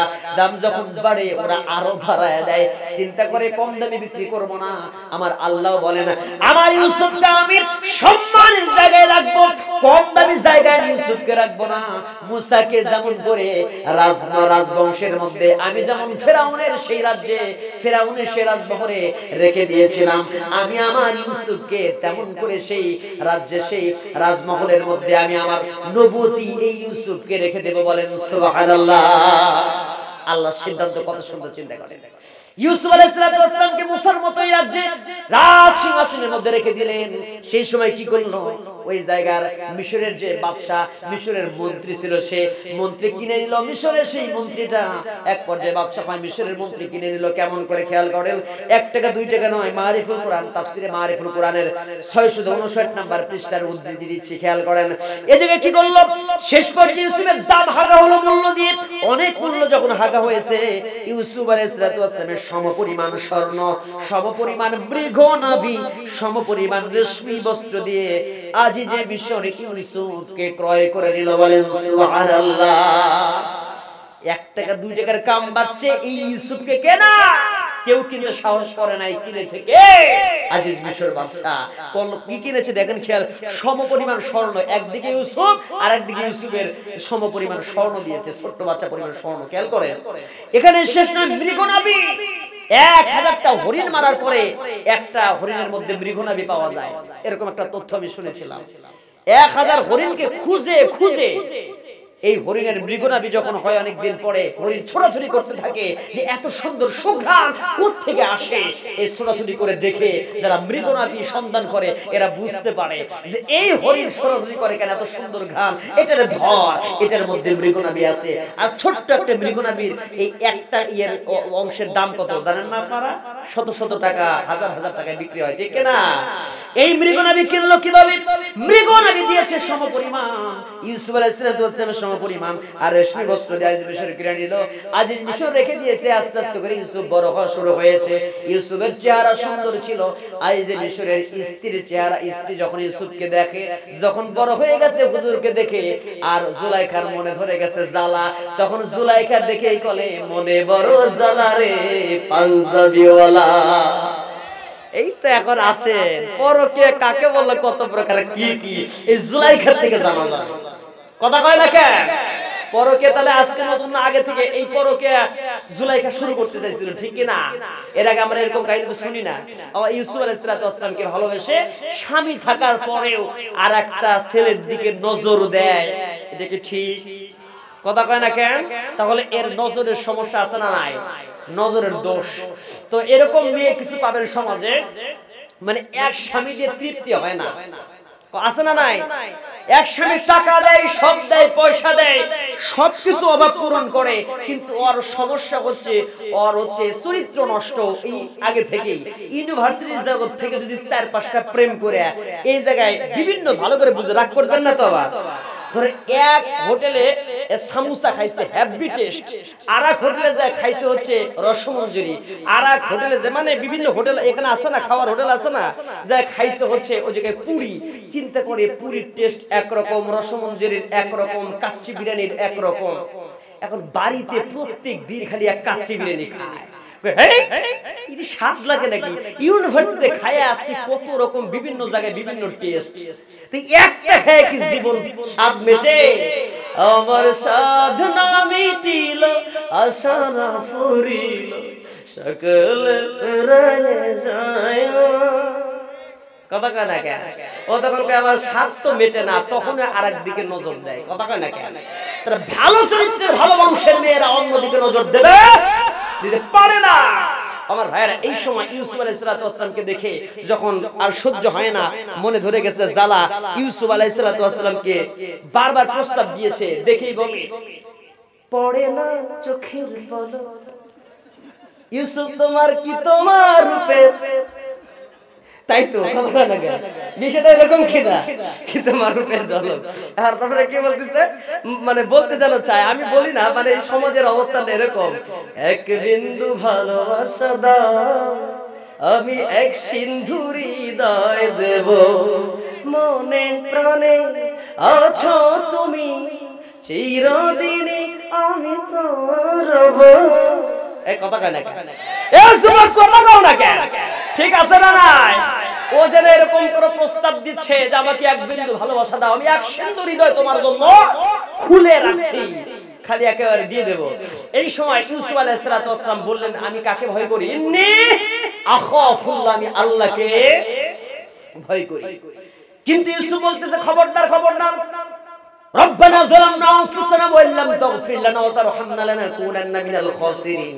আমি নিজের উপরে জুলুম করতে পারবো না, নিজের উপরে নফসের উপরে জুলুম করবে যে নফস যা চায় তাই দেওয়া হলো নফসের উপরে জুলুম। কারণ এখন নফসের স্বাদ মেটাচ্ছেন, জাহান্নামে আপনাকে আল্লাহ সাইজ করবে। ইউসুফ চিন্তা করলেন নিজের নফসের উপরে জুলুম করতে পারবো না, হৃদয় যা চায় মনে যা চায় সবকিছু করা যাবে না, কারণ আখিরাতে জবাবদিহিতা আছে। ইউসুফ আলাইহিস সালাতু ওয়াস সালাম জুলাইখাকে বুঝাইলেন, তুমি আমার দিক থেকে চিন্তা টেনশন তুমি ফিরে নাও, তোমার নিজের দিকে ফিরে নাও, আমি তোমার দিকে যেতে পারবো না। ইউসুফ আলাইহিস সালাতু ওয়াস সালাম বারবার যখন ফিরে দিয়েছি, একটা পর্যায়ে তার ছিল একজন দাসী, সে দাসী বলতেছে, দাসীকে দিয়া বলে ইউসুফকে আমার এক কামরার মধ্যে নিয়ে আয়। হযরত ইউসুফ আলাইহিস সালাতু ওয়াস সালামের যে প্রেমিকা প্রস্তাব দিয়েছিল, যে মহিলাটা জুলাইখা, সে ছিল 7 তলার উপরে, একটা সে 7 তলার মধ্যে একটা আবদ্ধ করে সে কি করলো, অবস্থান করলো। 12টা তালা লাগাইলো, 12টা গেট, 12টা দরজা, 12টা দরজার মধ্যে 12টা নতুন নতুন তালা লাগাইছে। আর জুলাইখা সেই ঘরের মধ্যে বসে আছে। যখন হযরত ইউসুফ ঢুকেছে, একটা একটা করে পেছন দিক থেকে তালা লাগায় দিয়েছে এই জুলাইখার কর্মীরা। তালা লাগানোর সঙ্গে সঙ্গে ইউসুফ আলাইহিস সালাতু ওয়াস সালামকে যখন জড়িয়ে ধরতে চায় আর বলতে চায়, একটা একটা করে কাপড় খুলেছে, কাপড় চোপড় যখন খুলেছে জুলাইখা, একটা একটা করে কাপড় খুলে ইউসুফ আলাইহিস সালাতু ওয়াস সালাম চোখটা বন্ধ করে। ইউসুফ আলাইহিস সালাতু ওয়াস সালাম নিজেকে কন্ট্রোল করার চেষ্টা করলেন। এইদিকে উলঙ্গ মূর্তি রেখে দেওয়া হয়েছে, উলঙ্গ মূর্তি রেখে দেওয়ার পরে ইউসুফ আলাইহিস সালাতু ওয়াস সালাম এই দৃশ্য দেখার পরেও আল্লাহ রাব্বুল আলামিনের ভয় থাকার কারণে, জাহান্নামের ভয় থাকার কারণে জুলাইখার দিকে ইউসুফ গোপন ঘরের মধ্যেও হাত বাড়ায় না। চরিত্র কাকে বলে, ঠিক কিনা? আর এই মূর্তি উলঙ্গ মূর্তি ছিল জুলাইখার রূপে। সেই উলঙ্গ মূর্তি নিয়ে আসছে ময়মনসিংহ টিচার্স, মহিলা টিচার্স ট্রেনিং সেন্টারের সামনে। আছে না নাই? কতকাল আগে যারা ময়মনসিংহ মহিলা টিচার্স ট্রেনিং সেন্টারের সামনে, ওর দেখেন না? আছে না নাই? এখন ইউটিউবে সার্চ দেন, দেখেন এই উন্নত নারীর উন্নত বক্ষ, নিতম্ব খোলা, বুঝলেন? উন্নত বক্ষ, কাপড় নাই, পিছনের অংশ খোলা, এরকম একটা মূর্তি কোন মুসলিম দেশে মহিলাদের ট্রেনিং সেন্টারে টিচিং দেওয়া হয়, সেই জায়গায় যদি কেউ রাখে, কোন দেশে রাখা হয়, এই দেশে মুসলমান আছে বলে কি বলা যায়? কথা কয় না কেন? মেয়েদের একটা ট্রেনিং সেন্টার, সেখানে মেয়েদের কাপড় চোপড় খুলে কি বোঝাতে চায় তারা? কথা কয় না কেন? কি বোঝাচ্ছে? এটাতে কি বোঝায়? এটাতে বোঝাচ্ছে যে আমাদের এই জিনিস আছে। হ্যাঁ, এটা দিয়ে কি বোঝাতে চায় যারা? এটা কখনোই শোভনীয় হতে পারে না। এটা যেই করুক না কেন, এটা মুসলমান দেশে কোনোদিন শোভা পায় না। এটা নরেন্দ্র মোদীর দেশে শোভা পেতে পারে, ওদের ধর্মে উলঙ্গ হওয়াটা বৈধতা থাকতে পারে, মুসলমান ধর্মে পর্দার বিধান আছে না? পর্দার বিধানকে লঙ্ঘন করে যারা এইরকম মূর্তির পক্ষে কথা বলে, এইরকম মূর্তির পক্ষে কথা বলে নমরুদ ধ্বংস হয়েছে, ফিরাউন গেছে, এদের অবস্থা নমরুদ আর ফিরাউনের সাথে হাসর নাসর হবে। কথা কয় না কেন? ঠিক আছে কিনা আমার ভাই? এই জন্য ইউসুফ আলাইহিস সালাতু ওয়াস সালাম কি করলেন? এইরকম এই অবস্থার মধ্যে ইউসুফ আলাইহিস সালাতু ওয়াস সালাম কি করলেন জানেন? এই মূর্তি নিয়ে তো অনেক কথা বলা যায়, মূর্তির কথা শর্ট করলাম। ওরে বাপ রে বাপ, বলতে বলতে সময় হয়ে গেছে 12:41। হাই হাই, ভাবছিলাম অসুস্থ শরীর বলবে 1 ঘন্টা থেকে 1 ঘন্টা 20 মিনিট, তো পারে 2 ঘন্টার কাছাকাছি চলে যাচ্ছে। এখন আসুন আমরা শেষ করতে চাই। ইউসুফ আলাইহিস সালাতু ওয়াস সালাম যা করলেন, একটা একটা করে কাপড় খুললেন। কাপড় খোলার পরে ইউসুফ আলাইহিস সালাতু ওয়াস সালাম ওই জায়গা থেকে যখন দরজায় হাত দিলেন, দরজায় হাতটা দিয়ে সে পালাতে চেষ্টা করলেন। যখন ইউসুফ আলাইহিস সালাতু ওয়াস সালাম দরজায় হাত দিয়ে পালাবেন, পালানোর একটা পর্যায়ে হাতটা দিয়েছেন দরজায়, একটা একটা করে 12টা দরজা খুলে দিয়েছেন কে? 10টা 12টা দরজা খুলে দিলেন আল্লাহ রাসূল সাল্লাল্লাহু আলাইহি ওয়াসাল্লাম। কি যেমন করে ইব্রাহিম যেমন করে আগুনে ঝাঁপ দিয়ে বলেছিলেন হাসবুনাল্লাহ ওয়া নি'মাল ওয়াকিল ওয়া নি'মাল মাওলা ওয়া নি'মান নাসীর। ইউসুফ আলাইহিস সালাম ডিপেন্ডেবল হলেন কার উপরে? আল্লাহর উপরে নির্ভরশীল হয়ে দরজায় হাত দিয়েছে। আল্লাহ রাব্বুল আলামিন দরজাটা খুলে দিলেন। আর যখন দৌড়ায়া দৌড়ে ইউসুফ পালাচ্ছিল, আর পেছন দিক থেকে জুলাইখা বলে, পালাবি কোথায়? খাইছি তো এই হুজুররা বোঝেন নাই? কয় পালাবি কোথায়? খাইছি তোরে ধ। ইউসুফকে ধরার জন্য দিছে পেছন দিকে দৌড় দিছে, দৌড়ায় ধইরা পেছন দিক থেকে পাঞ্জাবি টেনে ছিঁড়ছে, পাঞ্জাবি পেছন দিক থেকে টেনে কয় যাবি কই তুই আজ খাইছি রে। পেছন দিক থেকে পাঞ্জাবি টেনে ধরেছে, যখন টেনে ধরার পরে সেই কথাটা কোরআনে আছে না নাই? 12 নম্বর পারা 12 নং সূরা 25, 26, 27 নম্বর আয়াত। এই ইউসুফ আলাইহিস সালাম আল্লাহ সুন্দর করে সেই কথাটা সে জানিয়ে দিচ্ছেন। আল্লাহ কিভাবে দেখেন, আল্লাহ রাব্বুল আলামিন সুন্দর করে জানিয়ে দিলেন واستبق الباب وقدت قميصه من دبر والفيا سجدها لدى الباب قالت ما جزاء من أراد بأهلك سوءا إلا أن يسجن أو عذاب أليم ওয়াস্তাবাকাল বাবা, উভয় যখন কি করলো, যখন দরজার সামনে, যখন উভয় যখন দৌড়ায় দরজার দিকে গেল, যখন দরজার দিকে গেছে অকদ্দাত কমিসুহু মিন দুবুরিন, আর সেই সময় স্ত্রী লোকটি পেছন হতে তার জামা টেনে ছিঁড়ে ফেললো। যখন ছিঁড়ে ফেলে দিয়েছে ক্বালাত মা জাযা, সে কি করলো ওয়াল ফায়া সাইয়্যিদাহা লাদাল বাবা, আর দরজার সামনে দেখা হয়ে গেল আজিজ মিশের সামনে দাঁড়ানো। যখন স্বামীকে দেখে ফেলে দিয়েছে জুলাইখা, সেই সময় তার পরিবর্তন হয়ে গেছে, চেঞ্জ। তখন উদুর পিণ্ডি বুদুর ঘাড়ে। তখন কি করছে দেখেন মেয়েরা চক্রান্ত কেমন। আপনারা খুব সুন্দর করে বলবে ময়না পাখি জান পাখি তোমাকে আসবো না, যেমনি ওর সাথে আগাবো তোরা কেসে যা তোর গলা কেটে ফেলবো, আছে না নাই? যেমনি সাতটা আঘাত করবে তখন আর ময়না পাখি থাকবে না, তখন বলবে যে ও তো একটা পাক্কা শয়তান, আমার ধর্ষণ করতে আসছে। আর এর আগে সে নিজেই কিন্তু ওই ওপেন ভাবে নিজে ধর্ষণ করার জন্য রেডি ছিল। সে ইউসুফকে ধর্ষণ করতে গেল, আর এখন ইউসুফকে ওই ধর্ষণের অপবাদ দিল, আছে না নাই? এখন আসেন তাহলে ক্বালাত, সে কি করলো? ক্বালাত বলল মা জাযা, কি হতে পারে এর পুরস্কার মানে শাস্তি? মান আরাদা বিআহলিকা সুআন, তুমি যেটা স্পষ্ট ভাবে আমার প্রাণের স্বামী দেখলা, তুমি তো দেখেছো সে একটা খারাপ কাজ করতে চাইছিল, আমার সাথে অনৈতিক কার্যকলাপ করতে চেয়েছে, জোর করে ধর্ষণ করতে চেয়েছে, যা বলার বলছে। ইল্লা আইউসজানা আও আযাবুন আলীম, একে জেলখানার মধ্যে রাখা ছাড়া, মারাত্মক রকমের শাস্তি দেওয়া ছাড়া আর কি শাস্তি হতে পারে না, জেলখানার মধ্যে ঢুকাও। এখন আজিজ মিশর বলতেছে যে এটা কেমনে সম্ভব? তার পরিবারের একজন সম্ভব তার খালাতো ভাই, বিভিন্ন বর্ণনা এসেছে, তো ওই জায়গায় বলা হয় যে 4টে বর্ণনা এসেছে যে একটা ছোট্ট শিশু 45 দিনের একটা শিশু ইউসুফ আলাইহিস সালাম বলে তোমার সাক্ষী কি, সাক্ষী হাজির করো। আজিজ মিশর প্রশ্ন করলো, ইউসুফ বলছেন আমি এটা করি না, আমার সাক্ষী আছে। চতুর্থ তলা 45 দিনের একটা শিশু, ও স্পষ্ট করে আমার এই চরিত্রের সার্টিফিকেট দিয়ে প্রমাণ করবে, বলে সুবহানাল্লাহ।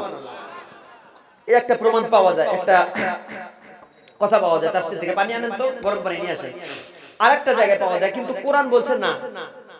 সে কি করেছে? তার নিজের আত্মীয়র ভিতরে, পরিবারের ভিতর থেকে দেখেন ইউসুফ বলল সে আমার হয়তো অপকর্ম কামনা করলো। ক্বালা হিয়া রাওয়াদাতনি আন নাফসি ওয়া শাহিদা শাহিদুম মিন আহলিহা ইন কানা কমিসু কুদ্দা মিন কুবুলিন ফাসাদাকাত ওয়া হুয়া মিনাল কাযিবিন।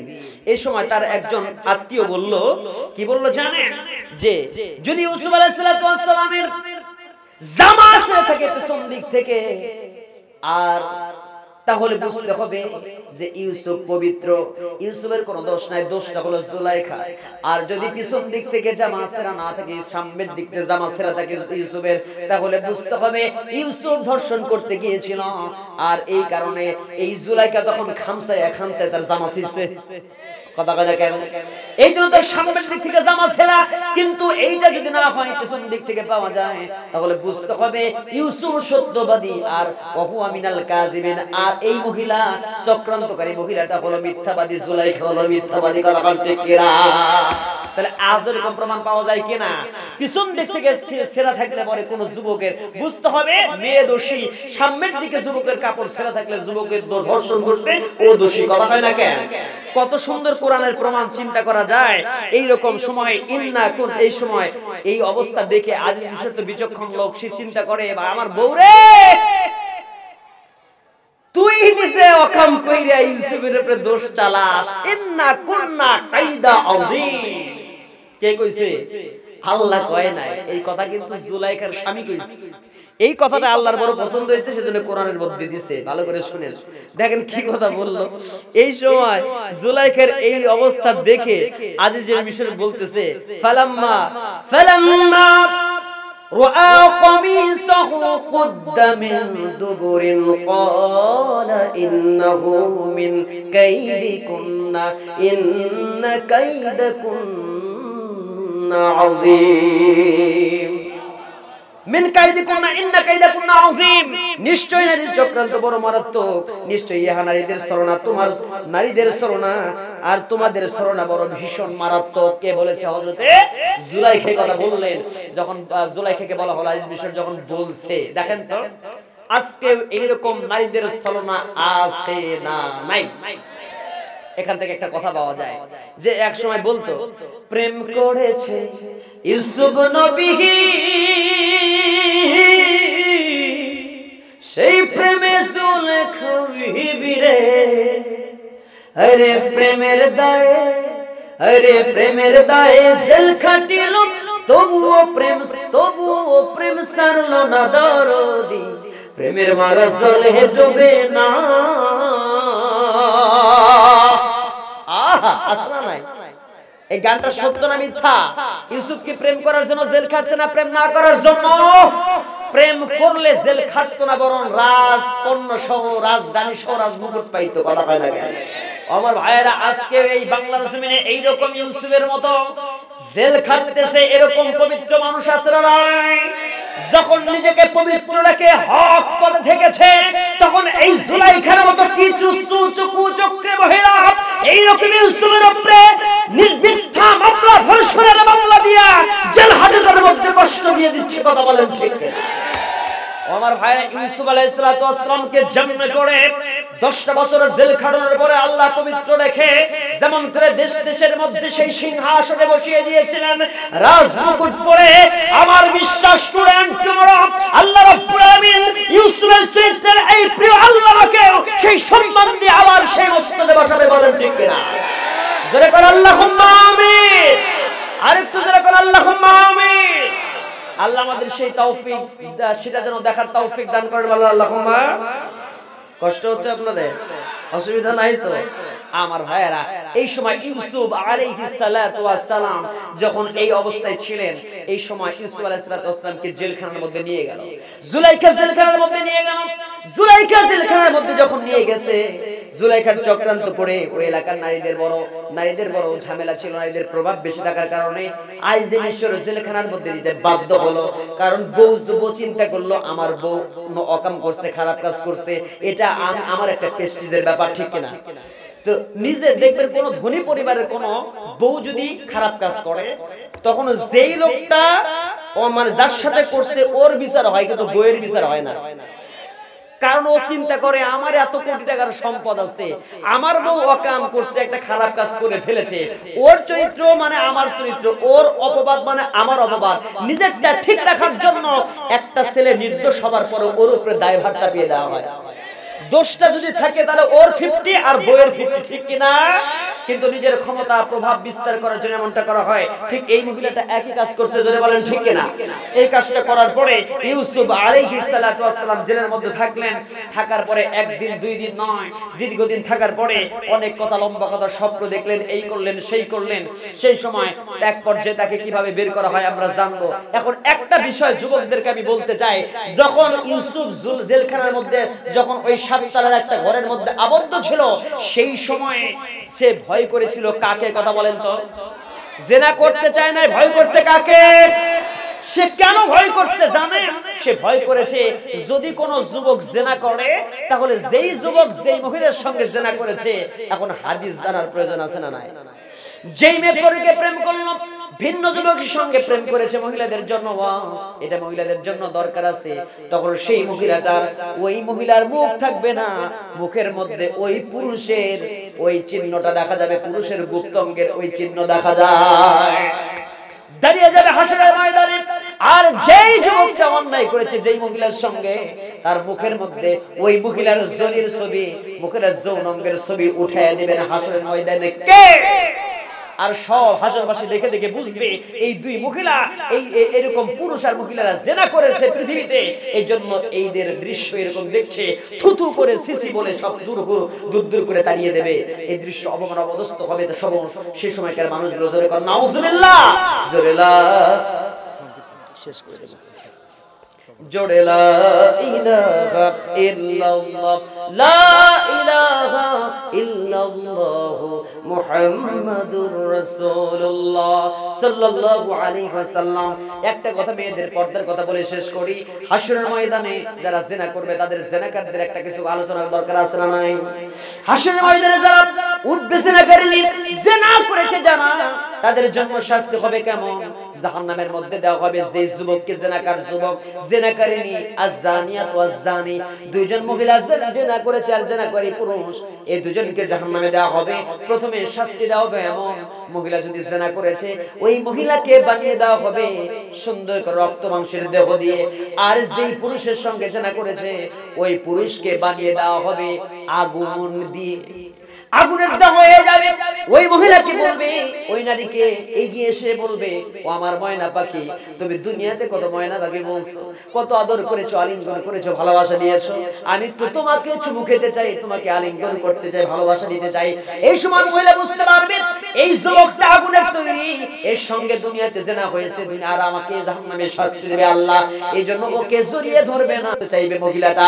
সঙ্গে সঙ্গে এই যুবক বলবে, পালাবি কোথায়? ধরছি দৌড়ায় দৌড়ায় যুবকটা মহিলাকে জড়ায় ধরবে, আর সঙ্গে সঙ্গে রক্ত মাংস হাড় হাড্ডি সবকিছু পুড়ে জাহান্নামের আগুন দিয়ে ঝলসে যাবে।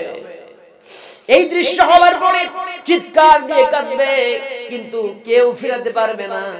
আর সেই সময় যে যুবকটা জিনাকার হবে, জিনাকার যুবকের দেহটা বানানো হবে রক্ত মাংস দিয়ে, আর যে নারীর সঙ্গে জিনা করেছে ওর দেহটা বানানো হবে আগুন দিয়ে। আগুন দিয়ে বানানো হয়েছে নারীকে। এই সময় নারীটা বলবে, ও আমার প্রেমী, কত রাত তোমার সঙ্গে আমি জাগ্রত থেকেছি, কত রাত তোমার সঙ্গে আমার জিনা ব্যভিচার হয়েছে, ভালোবাসার আদান প্রদান করেছে, আজকে একটু আমাকে ভালোবাসা দাও। এই সময় যুবক চিন্তা করবে, এই মহিলা আমার প্রেমিকা দুনিয়াতে ছিল, কিন্তু আমাকে এখন ধরতে গেলে আগুন দিয়ে পুড়ে যাবো, তো আগুনে ওকে জড়িয়ে ধরা যাবে না, দৌড়ায় পালাতে চেষ্টা করবে। সঙ্গে সঙ্গে মহিলাটা দৌড়ায় যুবককে ধরবে, ধরার সঙ্গে সঙ্গে তার হাড় হাড্ডি রক্ত মাংস সব একাকার হয়ে যাবে। ওর ভাইয়েরা, যুবকদের বলি আমি, মেয়েদের নারীদের পর্দার অন্তর আমার মায়ের আছেন, তাদেরকেও বলি আমি, যারা শুধু একজন ছেলে একজন মেয়ে একাকী ঘরে অনৈতিক কার্যকলাপ করলেই জেনা হয় না। যেই মহিলাটা রাস্তাঘাটে অর্ধলঙ্গ কাপড় চোপড় পরে বেড়ায়, ওই মহিলাটারও জেনার গুনাহ হয়ে যায়। কথা কোন ঠিক কিনা আমার ভাইয়েরা? এই জন্য জেনা ব্যভিচার থেকে ফিরে থাকার আমাদের দরকার আছে না নাই? জি আমার ভাইয়েরা, এই জন্য আমি যে কথাটা বলতে চাচ্ছি, সব মিলে ইউসুফ আলাইহিস সালাতু ওয়াস সালামকে আল্লাহ সেই জায়গাতে রাজমুকুট পরিয়ে দিয়ে সিংহাসন দিয়ে ক্ষমতা মসনদে বসিয়ে দিলেন। জোরে কম সুবহানাল্লাহ।